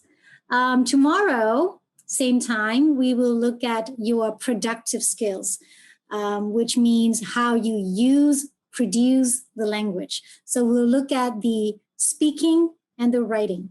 For tomorrow, we're going to do some group work as well. We're going to do some speaking practice tests, okay? So we're going to put you into different groups in breakout rooms, and we can try the speaking part.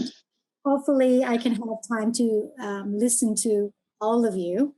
Let's see if we have time to do that. If not, then you'll be given maybe 1 or 2 minutes to answer some questions. But I want to make sure that everybody get to speak, okay?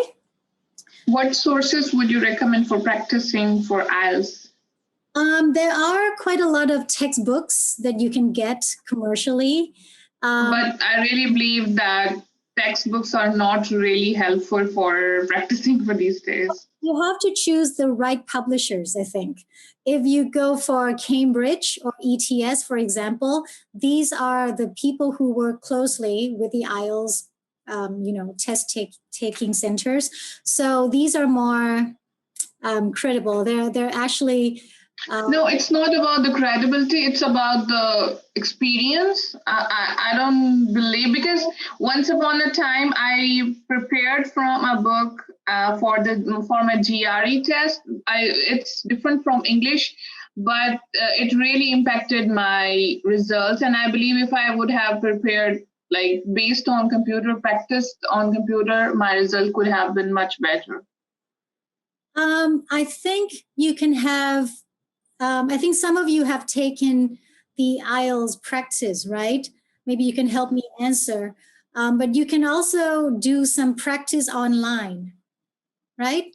Mel, can you help? Can I tell something? Because first of all, you have to choose which one you wanna take, like paper-based test or computer-based test. Computer-based test, you have to do all the things in the computer, and you can practice with the IELTS computer-based test trial. You can find in the IELTS British Council website, and you can practice not entire the test, but you can practice in each part. So for the paper-based test, it's different because they will give you a paper exam. And for the speaking test and listening test, you can find in the YouTube also, because there are many channels that guide you to take the test. Actually, for the speaking test, I will have one example for you tomorrow. We're going to watch together, and we're going to learn from that example how to respond to questions in the speaking test. But yeah, if you really want to really try to understand the test, you have to take the test. I think that's the only thing that will actually give you the experience. A lot of people take the test a few times, and the first time is not always the best result. And that's because you have to familiarize yourself with the actual test-taking environment. Like Milk, you just tested, you just had your IELTS test, right? Not long ago. And the environment can be quite disturbing and disruptive. Right, Milk? Because if you go to the center, if you have to do the listening, if it's in, if the people at the center are talking, it could distract you.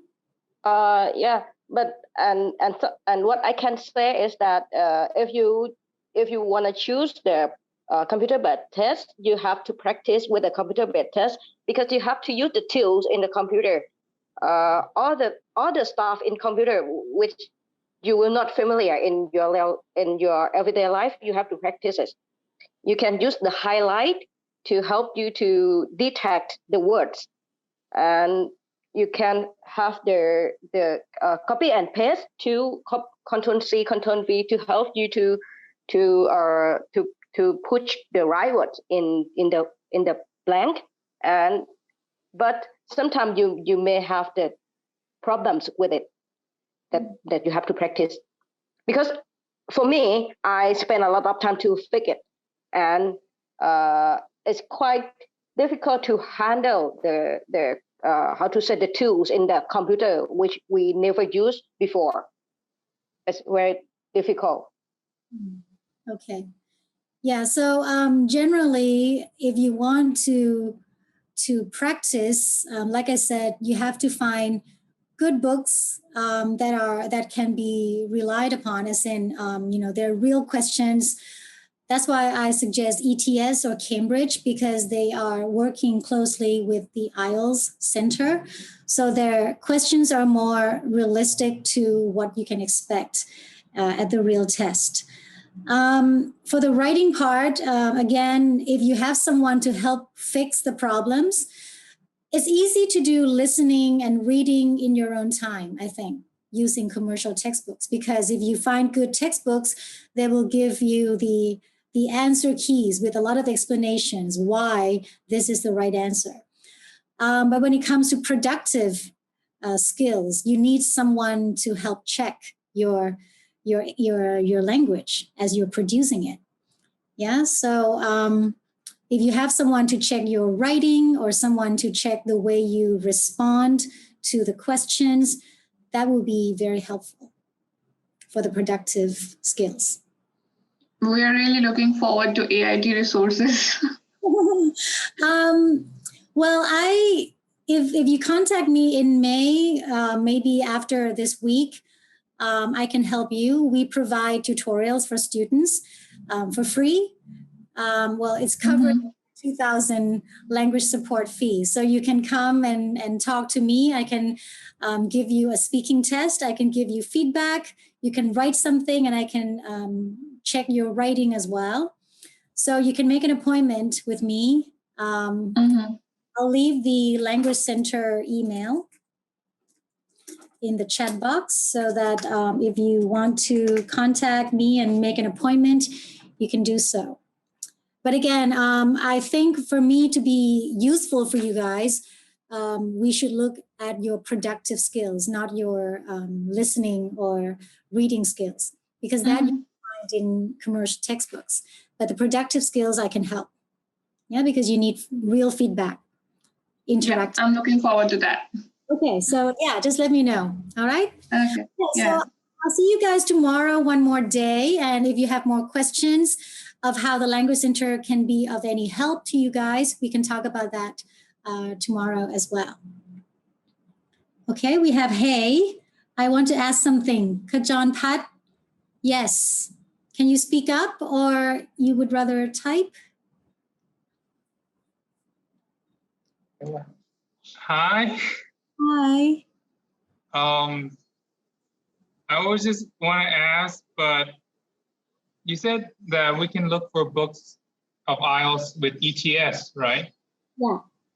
But I thought IELTS was only for British Council. I thought ETS, I thought they're separate. No, IELTS is one center. British Council is only part of that. Okay. They help actually conduct the tests. Okay. Yeah, so you because I thought ETS was more into TOEFL. I think they do IELTS as well. Oh, okay. For the textbooks. Oh, okay. Right. Just want to clarify. Okay. Kajan Pat, your question? Yes, madam. He is the one who was speaking. Oh, really? Yes. Yes. So can I request our MC to end this session? Yes.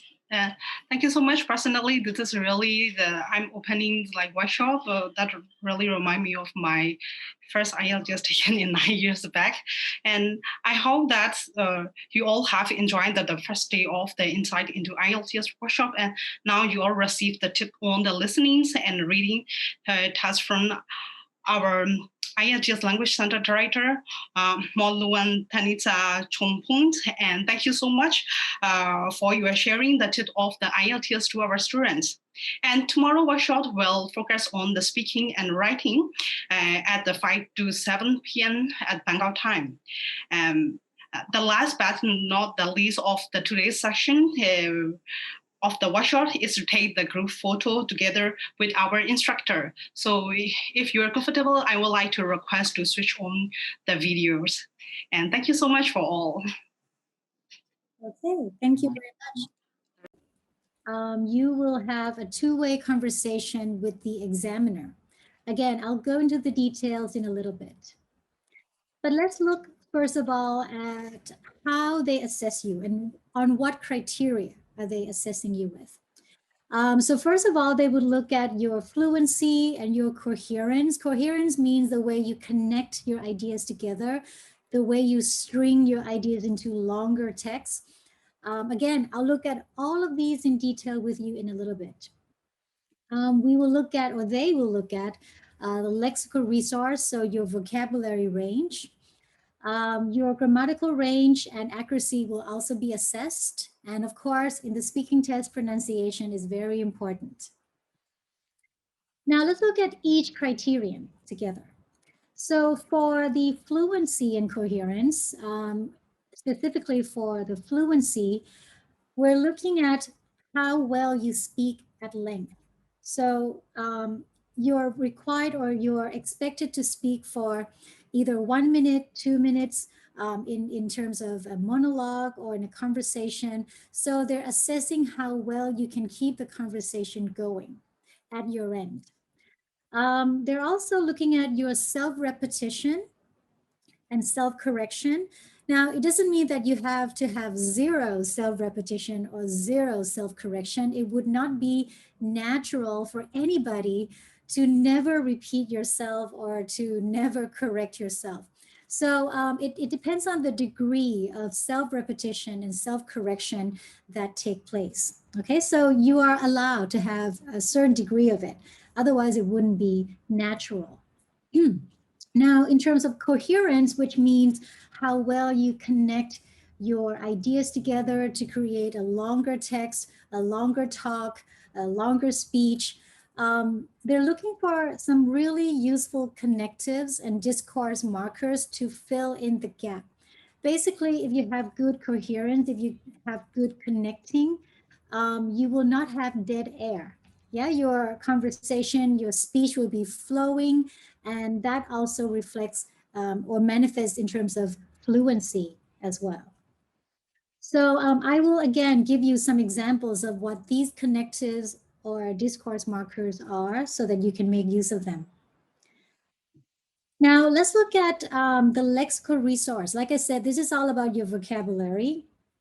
First of all, they would look for your common and idiomatic vocabulary. So they expect you to know some not formal, I guess, but idiomatic, not so common, not so basic vocabulary as well. So they're checking your vocabulary range, okay? And paraphrasing, again, meaning that you hear the question, but you're able to repeat the question using different forms of the same meaning. That also reflects your vocabulary knowledge. Okay, so your lexical, your vocabulary resource. I will talk more about paraphrasing in a little bit because this will become a very important part in your answer, your responses in this test section. Now, for grammatical range and accuracy, they're testing you on how much you know about the English sentence structures and how well you use them. Okay, so they're looking for both simple and complex sentence structures in your responses. And yes, you have to try to produce as many error-free sentences as you can. Okay, so quite straightforward.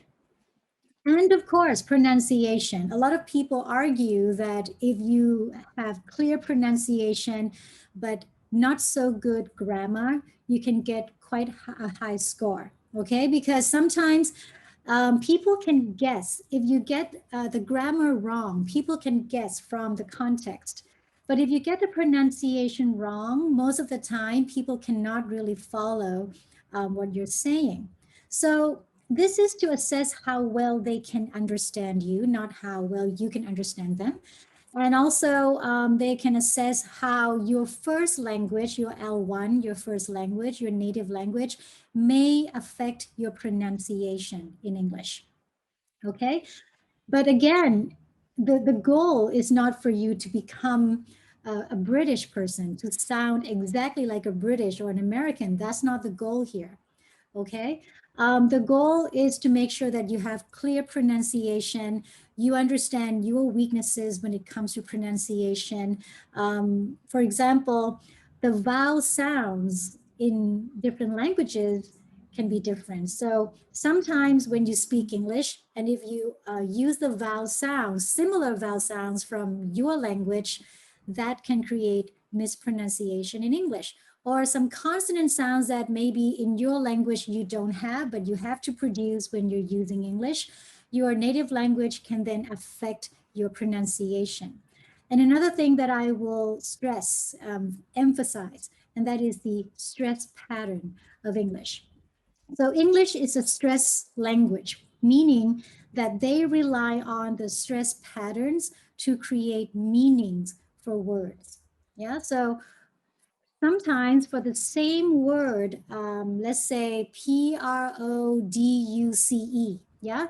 When it's a verb, you say produce, that's the verb. But when it's a noun, you say produce. So the stress pattern can determine the different meanings of the same spelling, which again, if you don't focus on the stress pattern when you use English, you can create miscommunication and misunderstanding very easily. Okay, so these are the 4 things that they are, that will be the criteria for the speaking assessment. Now let's look at the 3 parts in more detail. For part 1, like I said, it's all about you. The questions will be about your background. For example, they might ask about your hometown, your routine life, your education background, and whatnot. Okay, and then for part 2, you will be giving a monologue. So you'll be the only person talking for 2 minutes. Now for this part, you will be given a cue card, yeah, a little card. And the card would contain a topic and some prompting details of what you should include in your little 2-minute monologue. Then after your 2 minutes is up, there will be follow-up questions by the examiner. I'll give you examples later on for all these parts. Part 3, you will engage in a 2-way conversation. Now, for this, the topic will be related to part 2, but the conversation will take on a more general meaning. So if you look at the progression, how the topics and the discussion points progress, from part 1, you talk about yourself, your background. Part 2, you have to provide your experience or your opinion on a topic. And you'll be the only one talking for 2 minutes with a few follow-up questions. Now in part 3, the topic is similar, but instead of talking about your own opinion, you are required to talk about the relationship between that topic and something larger like the society, the population, the country, the world. So part 3 becomes a little more academic, yeah, something that you would have to do in your thesis or in your class report. Not to talk about yourself, but to talk about effects of something, causes of something, problems of something outside of yourself. Okay, so that's how the discussions in the speaking test progress, from yourself to your opinion, your experience about something, and the relationship between a topic and something larger like the society. Okay. Again, I'll give you some examples of all these parts. So for part 1, these are some examples. So for part 1, all about yourself, you might be asked something about your family. So these could be some questions that they throw at you. Is your family small or quite large? What do you do when you are all together? Which of them do you get on with best and why? So all about yourself. Or they might move on to talking about food and your eating habits. What are your favorite foods? Is there anything you never eat? Where do you normally eat and why? Now, one thing I have to warn you, when they're asking these questions, is not really a conversation. So they would ask one question, you respond, they move on to the next question because they have a list of questions. The examiner has a list of questions they have to ask you. So it will be a little less natural. It's quite unnatural for the first part and the second part because they're focused on asking the questions, not really having a conversation that much. So that is something you have to prepare yourself. It's going to be quite unnatural in the first and second part. For the second part, you will be given a cue card. So the cue card, here I put in the red box, the red lined box here, basically representing the cue card. So on the card, you'll be given a topic. So something like this: describe a music video or a concert that has made an impression on you. And then below that topic, you will have some prompting details, things that you should include in your 2-minute monologue. You are given 1 minute to prepare. Okay, 1 minute to prepare. So they give you the cue card, you have 1 minute. You can write down, you can jot down your answers. Then when the 1 minute is up, you'll be asked to talk about everything on the cue card. So you need to make sure that you talk about the topic that is assigned to you, followed by all these details. It would be a good idea to follow the sequence of the prompting cues here, okay, in your response. After which, you will have some follow-up questions, which are not written on the cue card. So the examiner will ask a few questions, follow-up questions after you finish your monologue. Okay, so the follow-up questions could be, when and where did you see it? Or have you ever seen anything else similar to it? Okay, so you will not see these questions. The examiner will ask you after you finish your monologue. So that was part 2.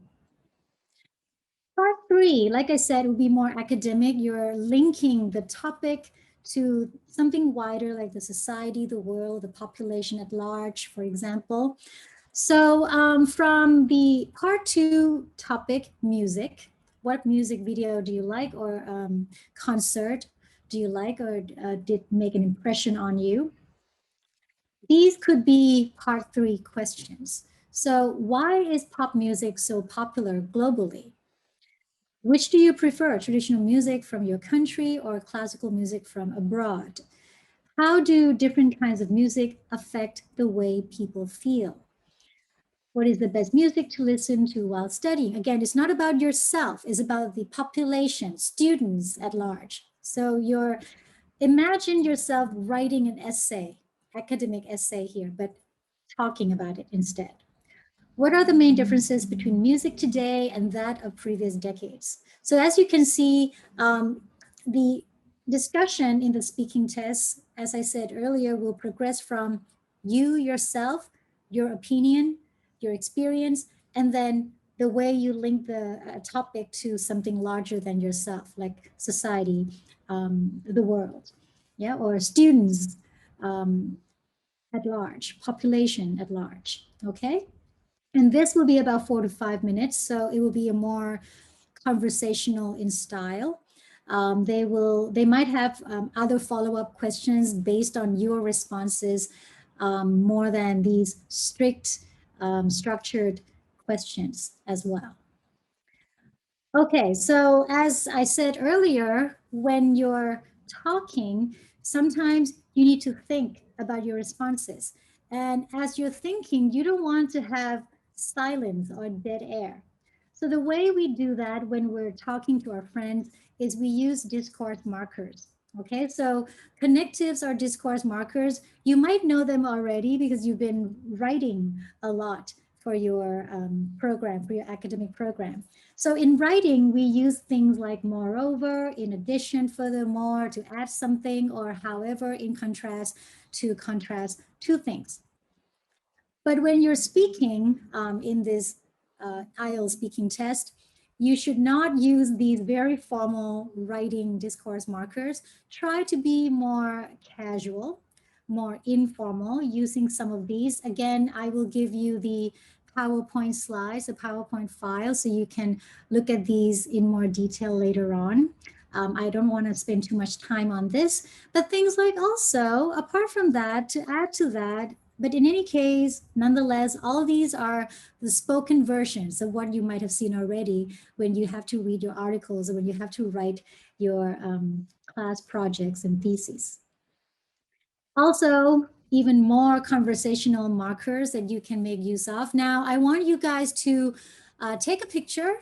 If you are in front of your computer, you can use your phone to take a picture, or I'll give you some time to write down, because in a little bit, I will try to attempt, I'm using try and attempt together, because we have about 30 people here, and I want to listen to everybody and have a go with a speaking practice. So I want to see you, I want to hear you use some of these in your practice later on. So make sure that you take a picture, or if you cannot, you can write down some of these and we can practice using them in a few breakout rooms that are coming up in a bit.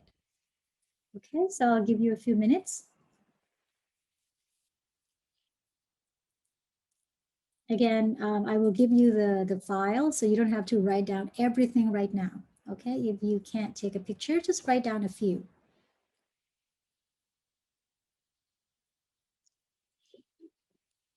So these are, again, things that you can use while you're thinking, while you're coming up with your answers, your responses to the examiner.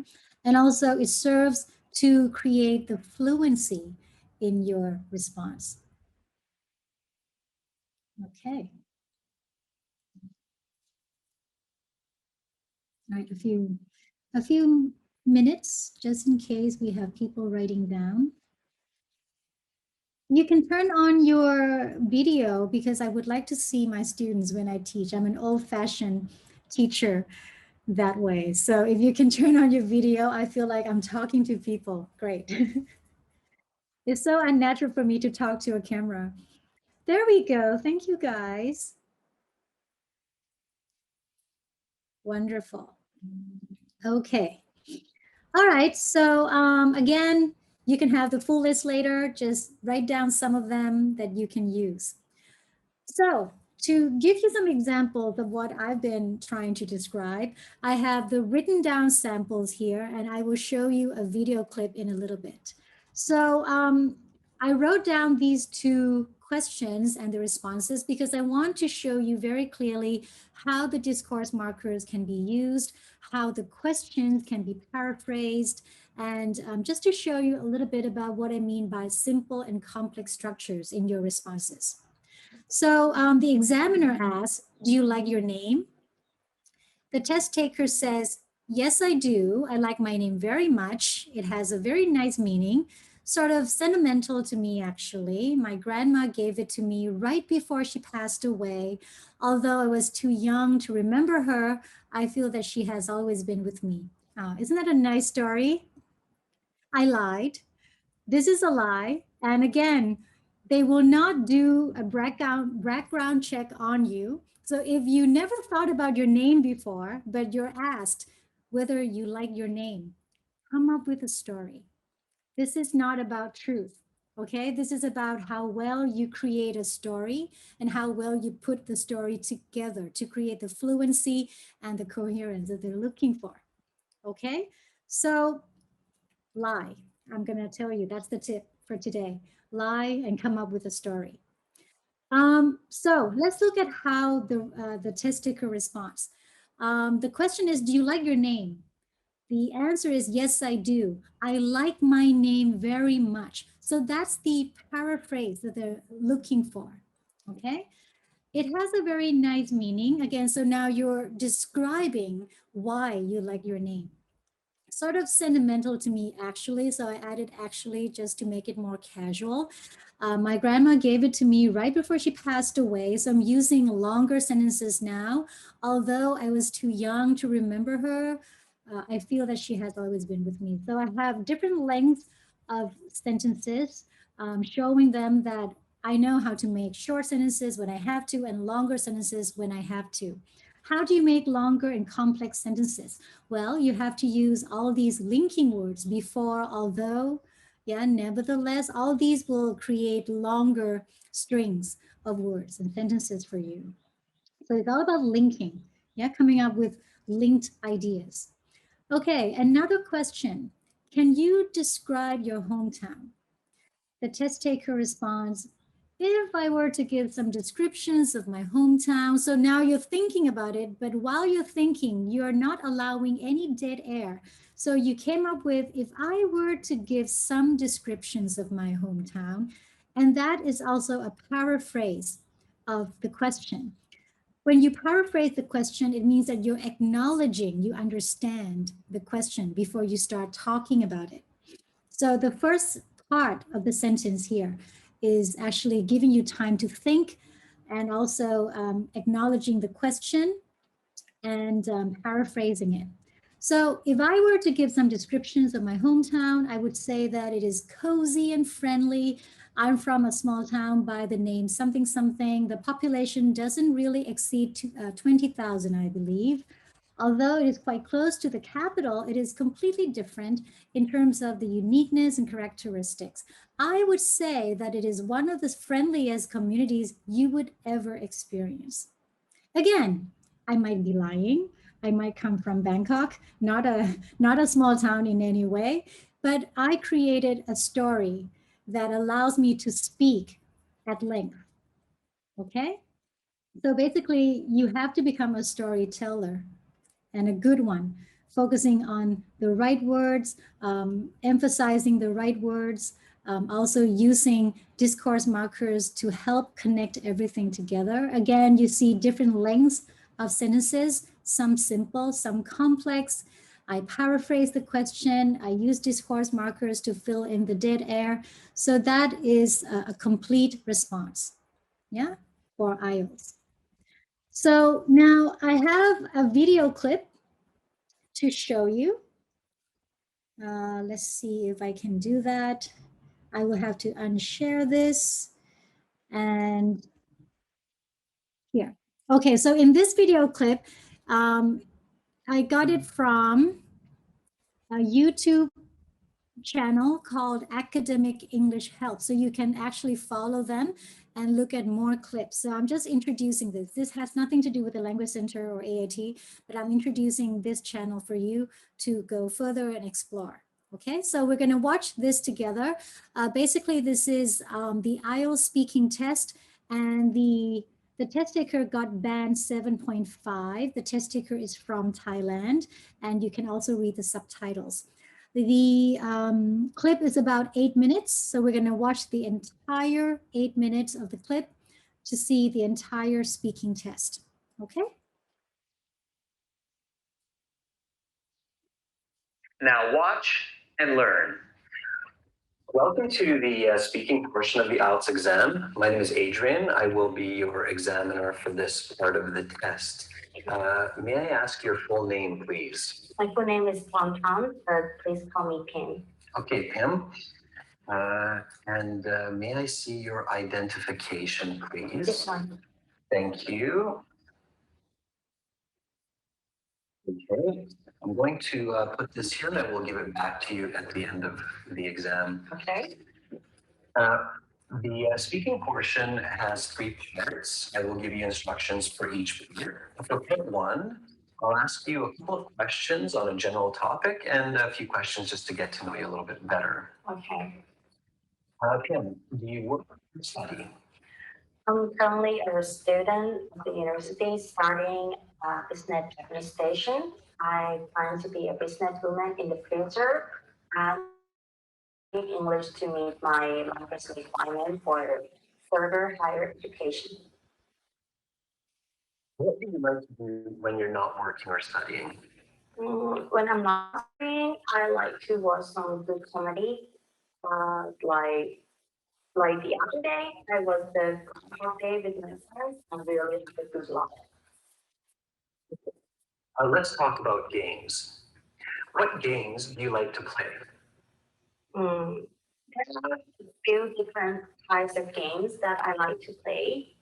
Like on my phone, there are the strategy games called Tetris that I play almost every day. I also like to play board games and billiards with my friends. How often do you play a game? I play games on my phone almost every day, and games with other maybe once a week. Who do you most enjoy playing games with? That is an interesting question. Well, of course, I like to play games with my friends and family the most because we know each other well and we always have a good time. For instance, last Saturday I played board games with two of my good friends and we really had a great time. Are the games you play now different from 10 years before? Some of the games are the same, but the digital games that I play on my phone are different. The KPL phone games were very simple, but nowadays I play quite complex game on my phone like Civilization. What kind of games do you think children will play in the future? I believe that in the future, the games will be more virtual reality based. The kids will wear 3D headsets and be completely observant. Why do you think people like to play games? I think there's some obvious reason on it, like it's fun and to unwind. But some people like the competitions, like billiards or chess. That is the end of part 1. Now we will continue with part 2. In part 2, I'm going to give you a card with some questions on it. Please keep it face down for now. Also, here is some note paper and a pencil. You will have 1 minute to look at the questions, think of your answer. You may take notes if you wish. Then you will have 2 minutes to speak. I will tell you when to start and when to stop. Are you ready to begin?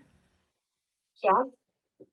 All right, then your 1 minute preparation time begins now. Go ahead and turn over the card.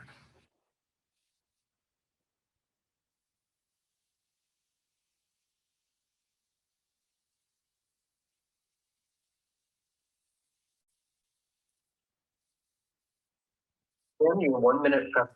Sorry, let me pause that for you so you have time to read.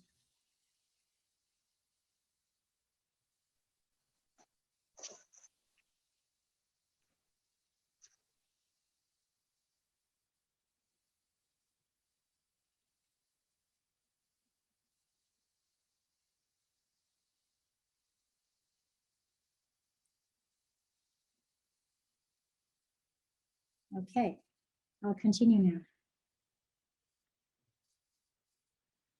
Then your 1 minute preparation time is up. Please begin speaking.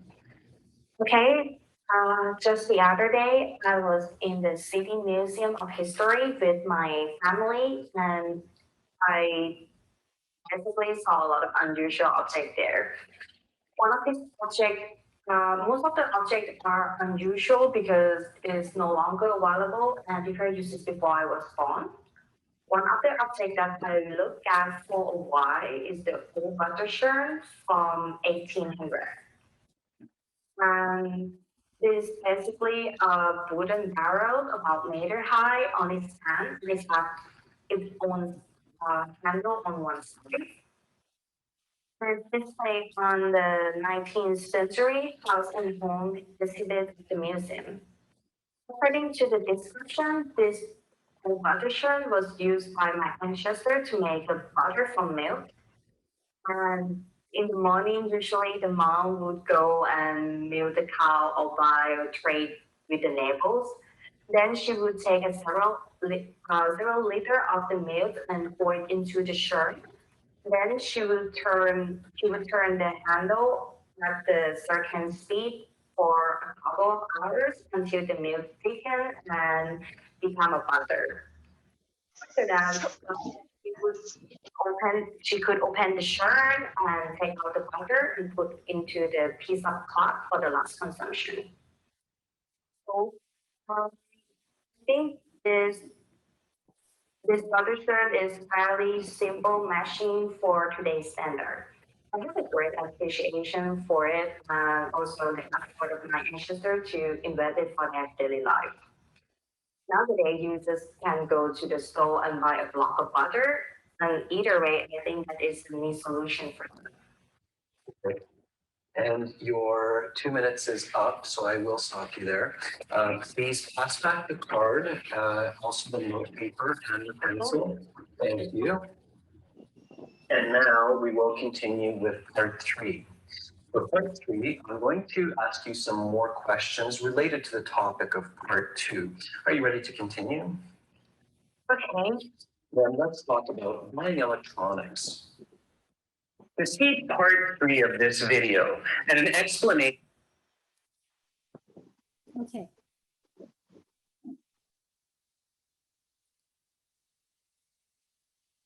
All right, so they won't show part 3, but at least you now have the idea of what it looks like, what it feels like. So let me go back to my other screen. Nope. Okay. So hopefully that shows you a little bit about what you can expect. Again, the Language Center can help you if you make an appointment to meet with me. We can do something like this and you can practice and I can give you feedback. We can create our little IELTS speaking test together. So you can contact the Language Center for more practice. Now, let's do a little practice of ourselves here, okay? Again, I'm attempting to give you some opportunities to try to take the test right now. So I'm gonna create small groups, okay, using breakout rooms. But before I do that, I want you to write down, so each of you will write down one of these, okay? So you can choose. Normally you can't choose if you're taking the IELTS, but today you can choose one cue card that you would like to talk about. And jot down or take a picture of that particular cue card. And I'll put you in groups and then I can go and visit and try to listen to everybody as much as possible. So we have 34. How many participants exactly? If you don't include the team, unless the team wants to try as well, the SU team. Yes, Ting can also try, Okay. Madam. Yeah. So 30, 34, because it's minus me. Okay. 34.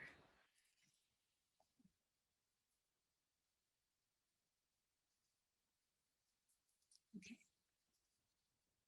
So let's make about 6 breakout rooms.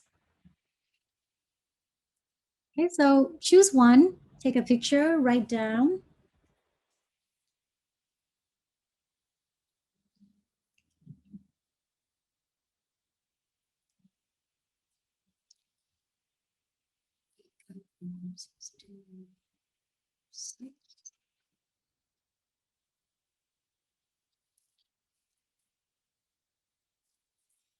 Okay, I'll put you guys in breakout rooms in a few minutes. So what I want you to do, because I cannot listen to everybody at the same time, but I'll try to go into all the rooms as much as possible, just kind of take turns. But I want everybody in each room to be the examiners as well as the test takers, okay? So you can take turns responding, talking about the topic, giving the details in that sequence. And then you guys can give each other some comments, some feedback, okay? So what are we looking for? We are looking for a clear pronunciation, so something that you can give comments for your teammates. Whether or not your friend is giving all the information that they're supposed to, okay? Whether or not it's related to the topic, okay? Whether or not you can hear those discourse markers. I believe, actually, I would say, if I have to describe something, I would say that it is and whatnot. So try to add all of these discourse markers to give the fluency. Okay.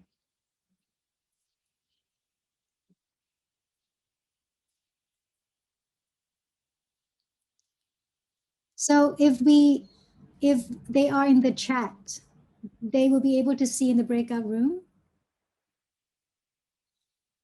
I think so, right? Let's try. Okay, so the SU team has added the cue cards to the chat, I believe. So hopefully we can access them when we're in the breakout rooms.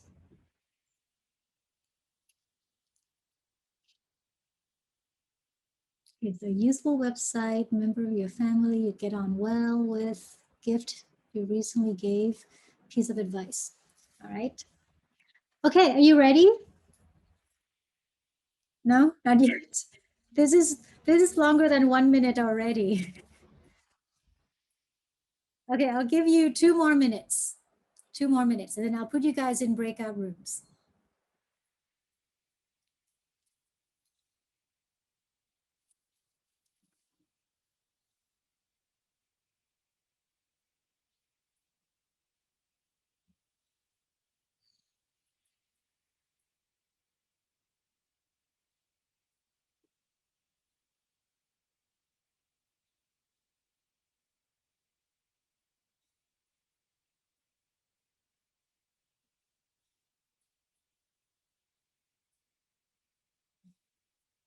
Okay, so I created 6 breakout rooms and you will be assigned automatically. So don't forget to click to join. Okay, and I'll go visit.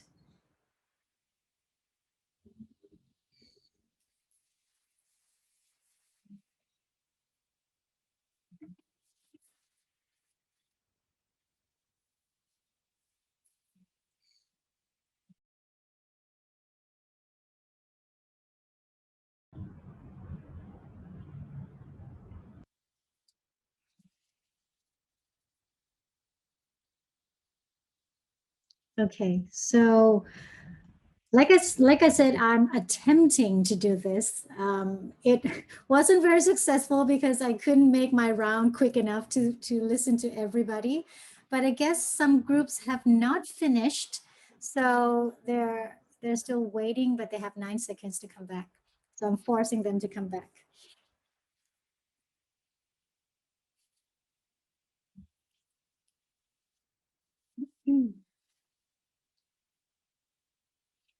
All right, guys. Sorry to have to bring you guys back if you haven't finished, but the majority of the people have finished, so we should continue. Like I said, I was attempting to do this, not very successfully. I think I needed like a team teaching going on or something so that I have one teacher in every breakout room. But anyway, for what I heard from you guys when I joined, some of you did very well, but now let me hear from everybody here. Did you have any comments, negative comments, constructive negative comments, room for improvement from your friends or from me if I happen to join and I gave you comments? Did you find out your weaknesses? Did you find out your strengths? We can all share. You can turn on your mic. We can talk. So I would say in my room sessions, we have some difficulty to share the screen. So I would like to share my screen to show my friends that what should be do, what should not be done in the IELTS speaking test. But I cannot share, so we spend some time to fix it, but we cannot. So. Okay, but what about when you have to practice? What kind of difficulties you experience when you had to give a 2-minute monologue? How well did you guys do, in your opinion and your friend's opinion?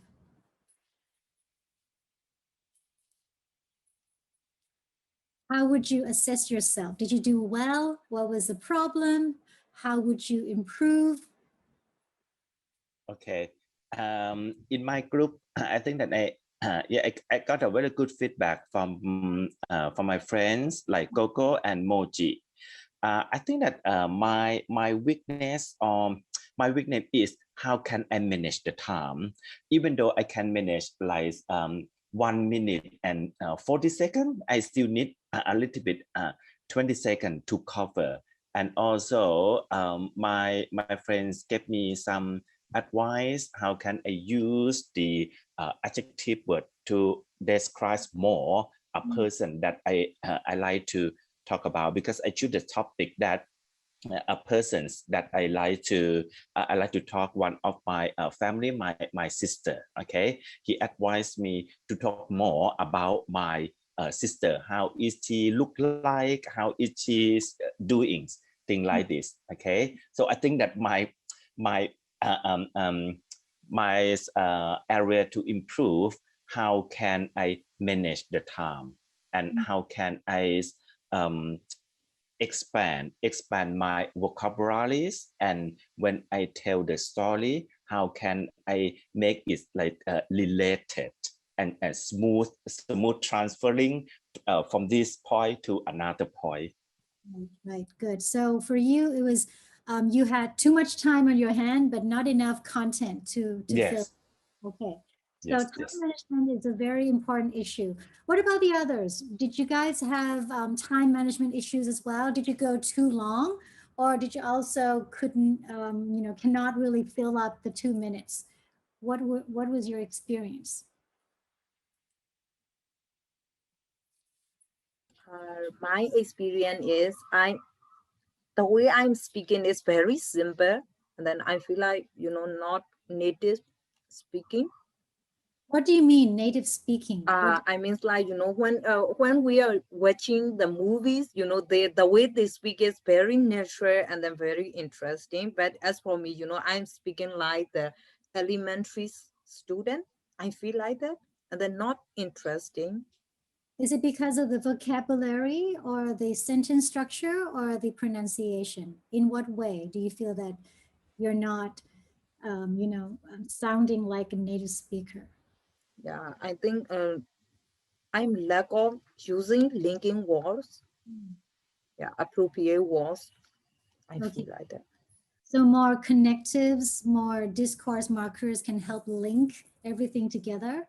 Okay, good. Again, that comes with practice. That comes with practice. Any more problems, issues, weaknesses that we can share, room for improvement? Anyone? I have some in the chat box. My weakness is lack of using linking words. Yeah, so you're not alone, right? Because Coco just said it's the same thing. So yeah, and yeah, Coco also said, my weakness is I cannot create interesting monologue. The way I speak is very simple. Okay. Any more comments from your friends or the way you view yourself, the way you perceive yourself?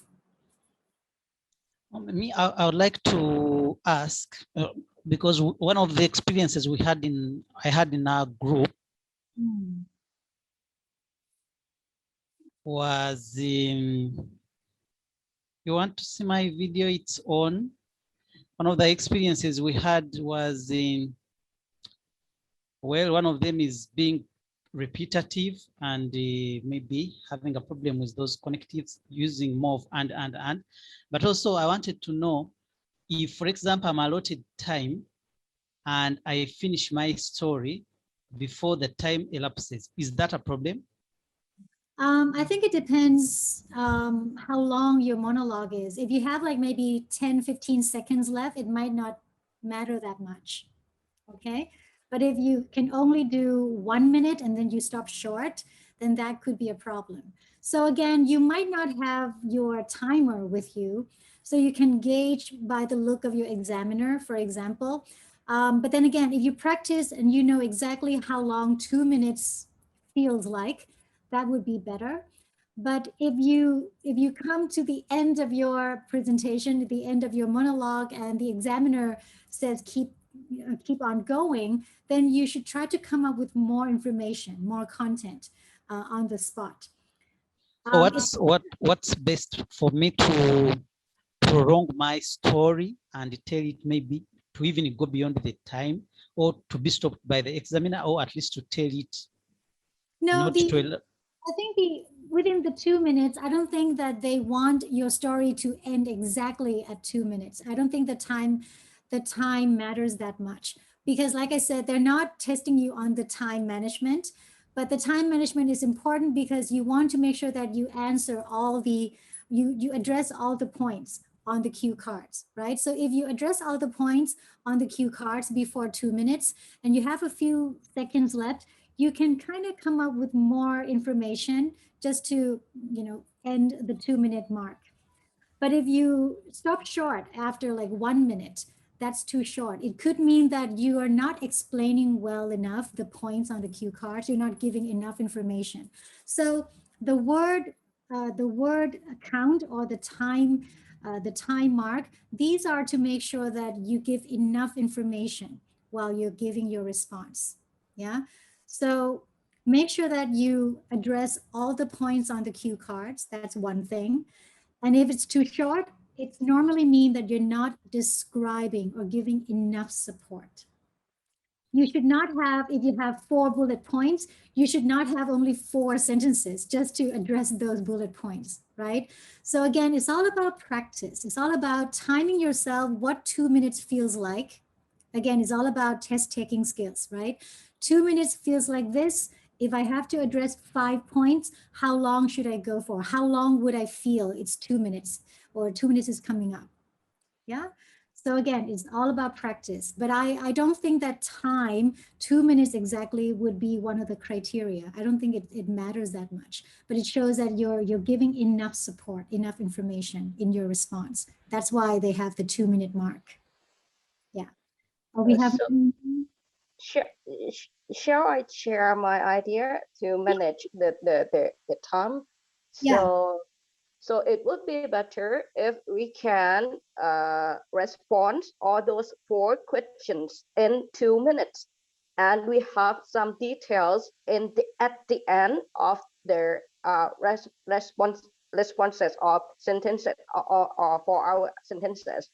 So the examiner will tell you the time is up, and you will be interrupted by the examiner, and you shall stop at that time. So if we have the let's say the dead air about 10 seconds or 15 seconds, the examiner will look at you and what you respond more. Like that, I feel like that in the real test. So I try to speak more.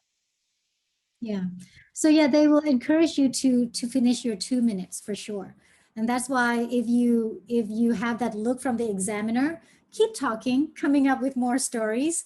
If you have addressed all the points on the cue cards, create your own bullet points just to finish the 2 minute mark.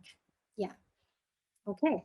All right. My weakness is dead air. So again, Warud, you have to try to add more connectives, more discourse markers. Okay. Try to use them in your everyday life, not only in IELTS, but try to use them in your everyday life from now on. Try to use English in your everyday life and also try to put in these connectives, these discourse markers. Be more conscious of your word choice when you're speaking, and it will become more natural. If you have more practice, more conscious about your word choices, then it will be more automatic very soon. Okay. All right, we still have about 40 minutes, and I have to go through the writing part. Again, I feel like I want to help you guys more, and you need more individualized help and assistance, definitely. So again, contact me. If I'm not at the Language Center because of COVID, we can do Zoom. I have done Zoom tutorials before, so that could be done. So let Language Center help you further, okay? All right, so let me go back to the PowerPoint presentation.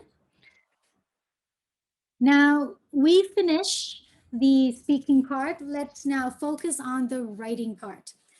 The writing part will take about 60 minutes, and there are 2 sections. Normally, we would recommend about 20 minutes for the first part, and about 40 minutes for the essay part. Okay, so that is how you can do your time management for the writing part. So the 2 sections are: task 1, you have to describe or explain a table, a graph, a diagram, a flow chart, a process of some kind. And task 2, you have to produce an essay, responding, excuse my misspelling, responding to a written opinion or problem. Okay, so I'm sure you're familiar with this already. It's a standard, writing test for most standardized tests nowadays. Let's look at the marking. For task 1, task fulfillment, that's definitely one of the criteria. You have to answer the question. You have to describe the graph in front of you. Coherence and cohesion, again, is all about linking all the parts of your writing together. vocabulary and sentence structure. They're testing you on your level of vocabulary use, and also, again, the sentence structures, simple, complex. You have to have a good range of the sentence structures. For task 2, the essay writing, mainly they look at your arguments, logical argument, your ideas, and your evidence, your supporting details, how you explain your main points using support and evidence.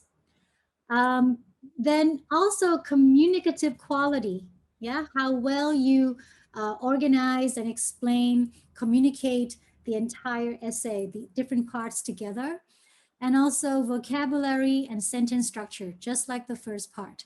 So communicative quality also talks about coherence and cohesion, how you link the paragraphs together, how you link your points together. What is your paragraph structure? Is it good or bad? What is your essay structure? Is it well planned or not? So that's all in the communicative quality, how well you communicate your essay, your ideas. Now I have one example of the writing test for both tasks. So for task 1, I want you to look at this. This is an example. And I'll give you a few minutes to look at the graph, and then I'll give you some tips of what you should be thinking of.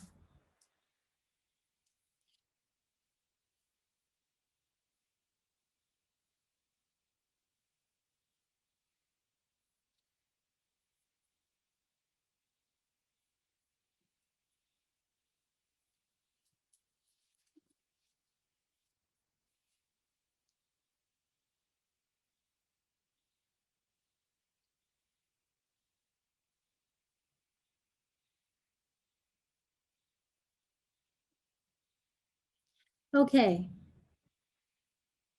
So when you see your graph in front of you, maybe you have to start asking questions again. Yeah, so some questions that you should ask could be, what is the overall topic, right?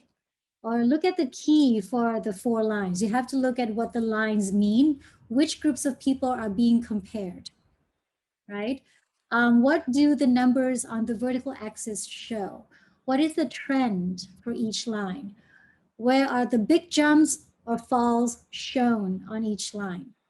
Which period shows a deviation from the trend for some countries? So mainly when you're giving your graph description, we need to state the topic, we need to state the trend, and we need to talk about interesting points. You don't have to explain every little dot, yeah, on the graph, but you have to select significant situations or significant events on the graph to talk about. So basically, there are 3 sections in your graph description. First, your description should start with what the graph shows. Now, this is academic writing. This is not only for IELTS, this is also for your thesis writing. Okay, so in your chapter 4, the results chapter, you can follow the same paragraph structure to describe your graphs and your charts in your thesis. It's the same thing, okay? So first you state the topic, you say what the graph shows. Then the next part of the graph description, you provide the overall trend of the graph. And last one, you will report on the main features, significant events that happen, significant points on your graph. All right. So I'm going to show you the model answer, and this one gets band 7 for the task. So I want you to read the model answer and think about the 3 sections, okay? And then I'll ask you to identify the 3 sections.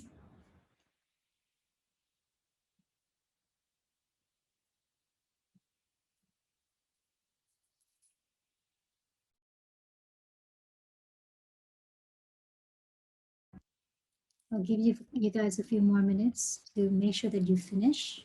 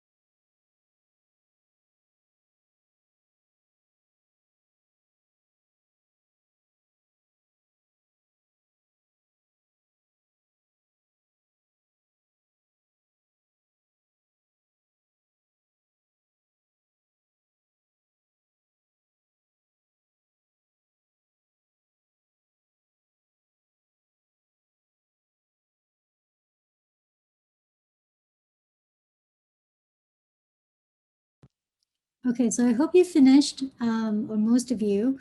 Now, can you identify the 3 sections of this graph description? So maybe you can read the first part, state the topic and overall content of the graph. Anyone would like to try? You can read the sentence or the sentences that represent the first section.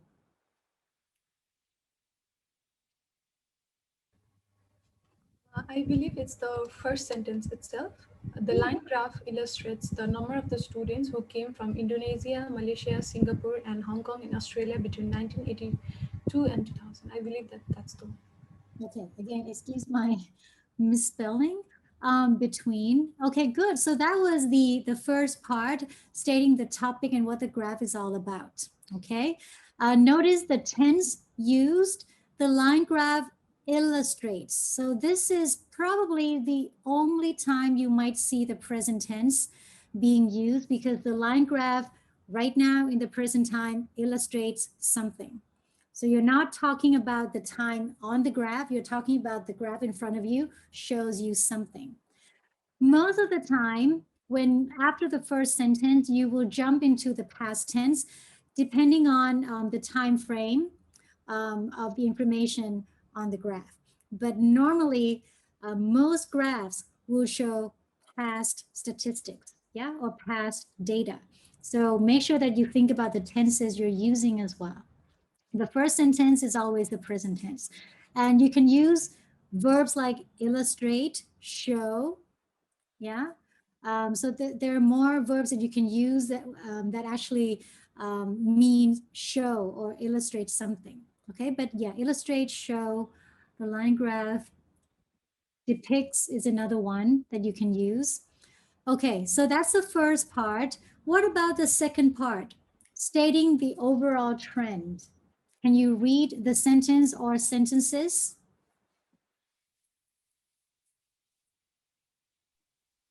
So I think after 2000, begin with, it can be seen from the graph that there was a considerable upward trend in the number of overseas students across the board within the 18 years period. I think it should be X with an X. No, 18 year, 18 and year come together as an X. Or can we have some symbol? Yeah, but this is not, this is not really my only problem is the word between, but this is not my writing. Yeah. This is a model that yeah, I okay. So yeah, to make this right, 18 year would be correct. But is that enough? Is that the end of the trend?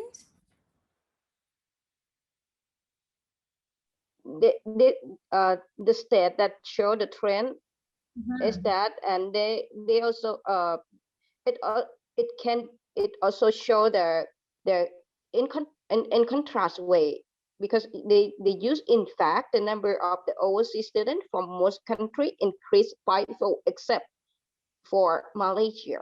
Right, so that is also part of the trend, right? So what is the trend? The trend is an upward trend, yeah? but except for Malaysia. So that's also a trend. So here you see two sentences that represent the trends. So here I did the color coding for you guys. So the first one is the topic, overall content. The second one, the trend, it has two sentences here. And the rest will be the details, the significant details that you pick and choose from the graph. Again, it could be one paragraph, it could be two paragraphs. It depends on the way you write it. They don't mind that much. As long as it's between 150 word count, that should be okay. And that's all you need, only 3 sections when you describe graphs. Okay, and again, time management. You should take only, you spend about 15 to 20 minutes max planning, studying the graph, and writing up the graph description, because you need more time for the essay writing. Okay, now for the essay writing, I have a little bit of activity for you before I show you the model essay. So for the essay writing, I recommend 40 minutes, 30 to 40 minutes. And this is an example question. So I'll give you time to read the question here.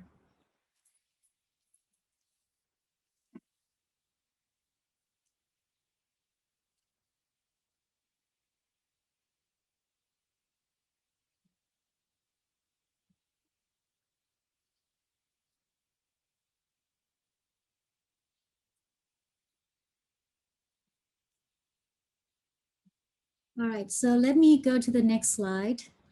The question is still here. So if you haven't finished reading, the question is here. But now when you have the question in front of you, you have to start asking yourself some questions again to help you in the planning stage. So the first question always, what is the general topic of the task? What is the topic of the writing you're going to be doing later on? Which part of the task is a fact? Which part of the task is an opinion? And which part are you supposed to respond to? And what is your view? Okay, so what is the general topic of this question? What are you writing about? The general topic. Air traffic? I would say air transport. Air traffic only? Well, it's increasing air traffic. Yeah, to be more precise, air traffic is correct, but increasing air traffic, which is painted as a problem at the moment, right? So it's increasing air traffic. That's your overall topic of the task. Which part of the question is a fact given to you? Which paragraph is a fact given to you?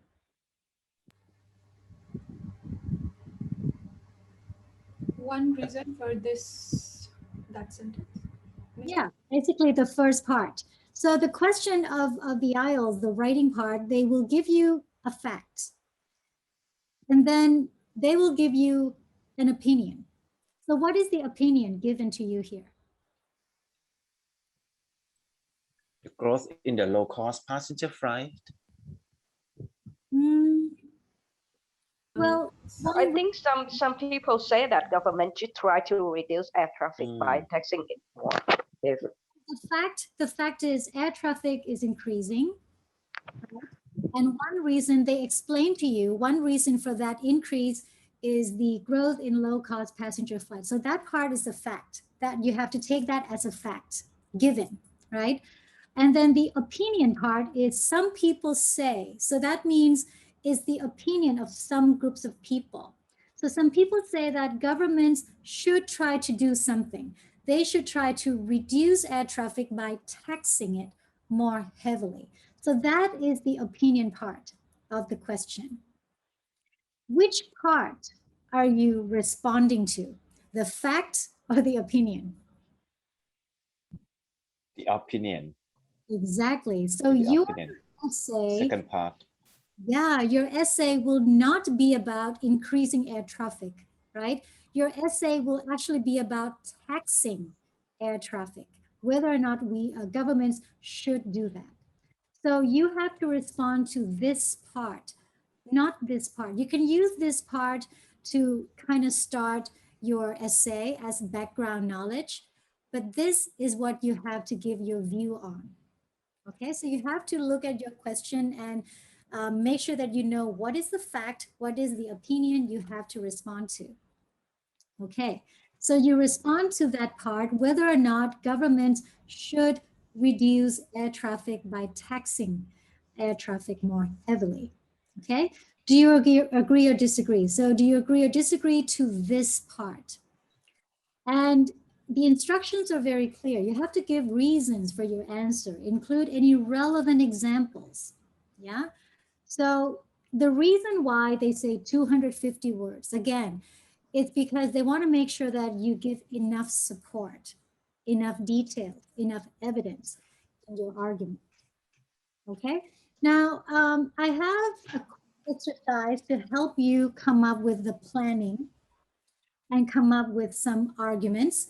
So it would be ideal, even though you have limited time, but it would be ideal if you could present a two-sided argument in your essay. Okay, so if you think you know enough to talk about both yes and no, both agree or disagree, let's go with the two-sided argument essay. Yeah, so it would be ideal. Okay, but if you happen to provide only one-sided argument, of course, your score can be reduced a little bit, but it's not the end of the world.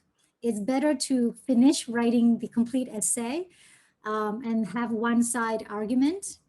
It's better than trying to get two-sided argument, but you could not finish your essay. So again, that you have to practice, time yourself when you're writing, time yourself when you're planning as well.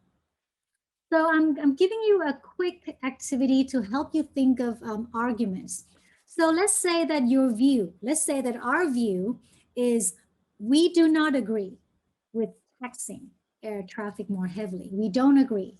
Governments should not do that, okay?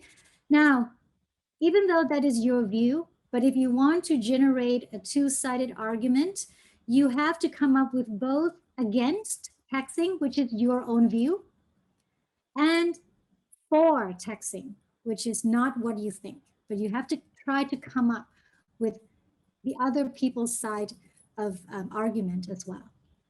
So I have some prompting questions. In order to generate the arguments against and for taxing air traffic, maybe we can try to answer these 4 questions. Is it fair to tax air traffic more heavily? Is it necessary?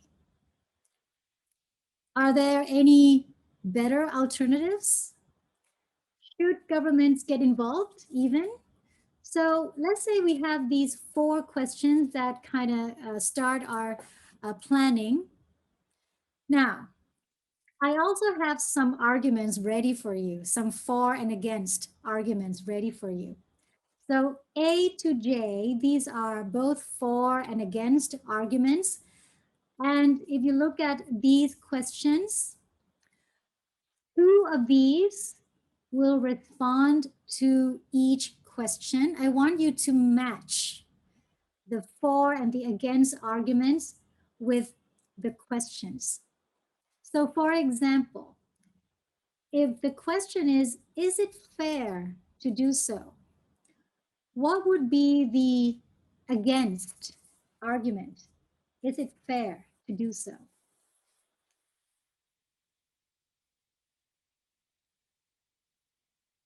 Against.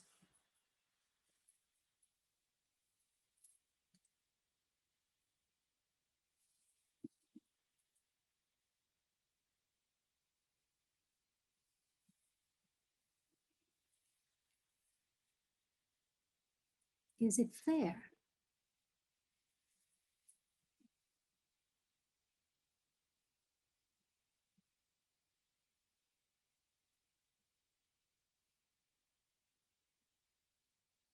So for against, as an example, for against, it wouldn't be fair because poorer passengers will be affected. It wouldn't be fair for people who might not have enough money, yeah, to fly. So that could be why we should not tax air traffic more heavily, because it's not fair for poorer passengers, okay? And the 4, let me reveal the answer. The 4 could be, well, it's fair because holiday travel is not essential anyway. It doesn't affect anybody. Nobody has to fly during the holiday. So it's okay. Nobody's affected because it's not essential. Okay, so I and G have been used. Now I want you to try to work out the against and for arguments for the other questions.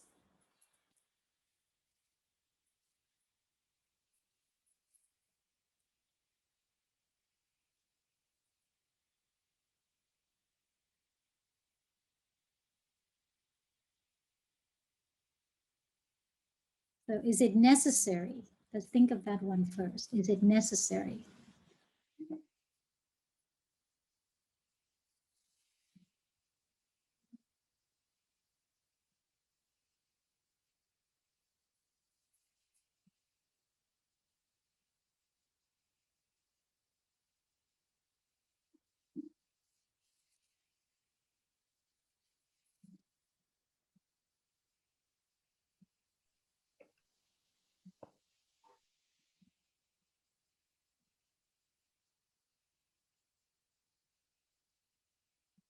Okay. So let's try to see what how we answer, is it necessary? So taxing, which it means taxing, okay? It is necessary. Why? Because airplanes are even more polluting than cars. That could be your argument for it's necessary to tax air traffic. What about B? Air traffic growth is essential to the economy. That could be why we should not tax air traffic. It's not necessary because air traffic growth is important for the economy. Okay. What about the next one? Would it work?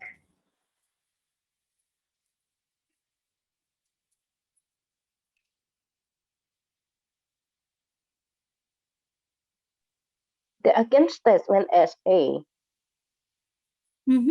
Okay. Would it work?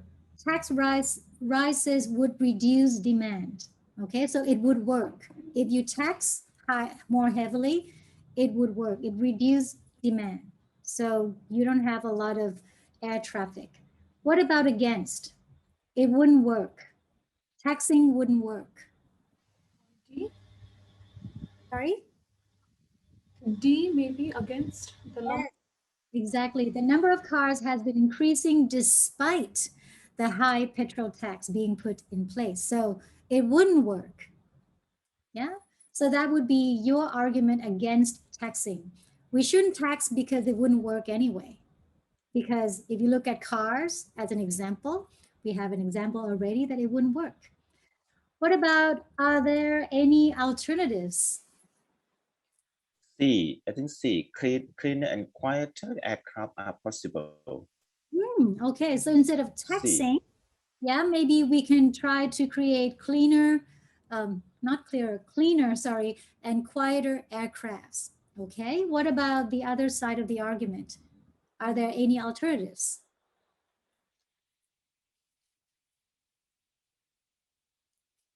Do we have other options but taxing air traffic?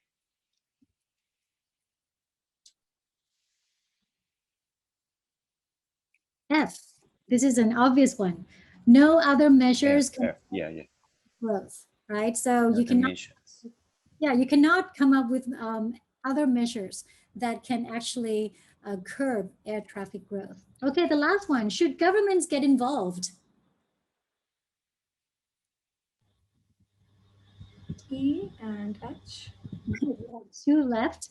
So H is only the state can control. So that's a yes, right? Yes, the government should come in, the government should start taxing more heavily.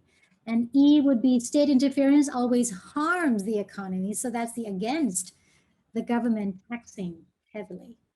So again, this is just a quick example of how you can create some prompting questions to help you generate both sides of the argument. Okay, again, practice in planning will be very important because in the real test, you only have maybe 5 or 10 minutes to come up with these prompting questions and arguments as your answers.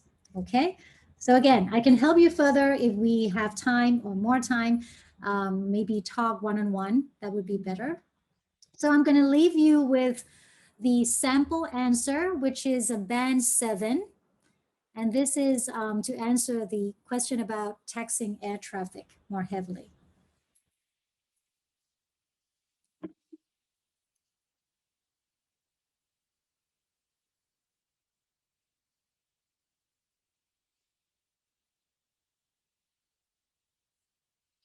Okay, so again, you can read this in more detail, but I just want to point out some of the main parts of a good essay that you should try to follow. So as you can see here, we have kind of 5 paragraphs. The first one is the introduction. The last one is the conclusion. And we have kind of 2.5 paragraphs going on here. What I'd like to draw your attention to will be how you introduce your essay and how you end your essay. So in the introduction, if you've studied with the Language Center in the past, you would know that we try to help you or train you to create the introduction that starts with something general, explaining the background information. And the most important sentence, the most specific sentence of your essay will be the very last sentence in your introduction, which gives the main idea. Okay, so if we read this one together, although taxing flight tickets more heavily could enable to reduce air traffic considerably, this decision could also lead to many drawbacks. Okay, so taxing flight tickets, that's our topic. And we're trying to show the readers that we're saying that, yeah, we can see some success in reducing air traffic if we tax air traffic more heavily, but there are some drawbacks as well. Okay, so you always try to come up with the main idea sentence first. That's my tip for your writing. When you see your question, you plan what you want to put in your essay. The very first sentence you create should be this sentence, because it will help direct what you put here and also what you put here as well. Okay, so this is the most important sentence. And before that, notice we don't even talk about taxing air traffic. We talk about traveling by plane. We start very general. We start talking about something that is just the background information before we introduce taxing air traffic. Okay, so you can see the funnel shape going on, general to very specific. All right, and you can see first of all being used, therefore, all of these will help create good coherence and cohesion, linking ideas together. As a result of this, so you're linking to the previous idea.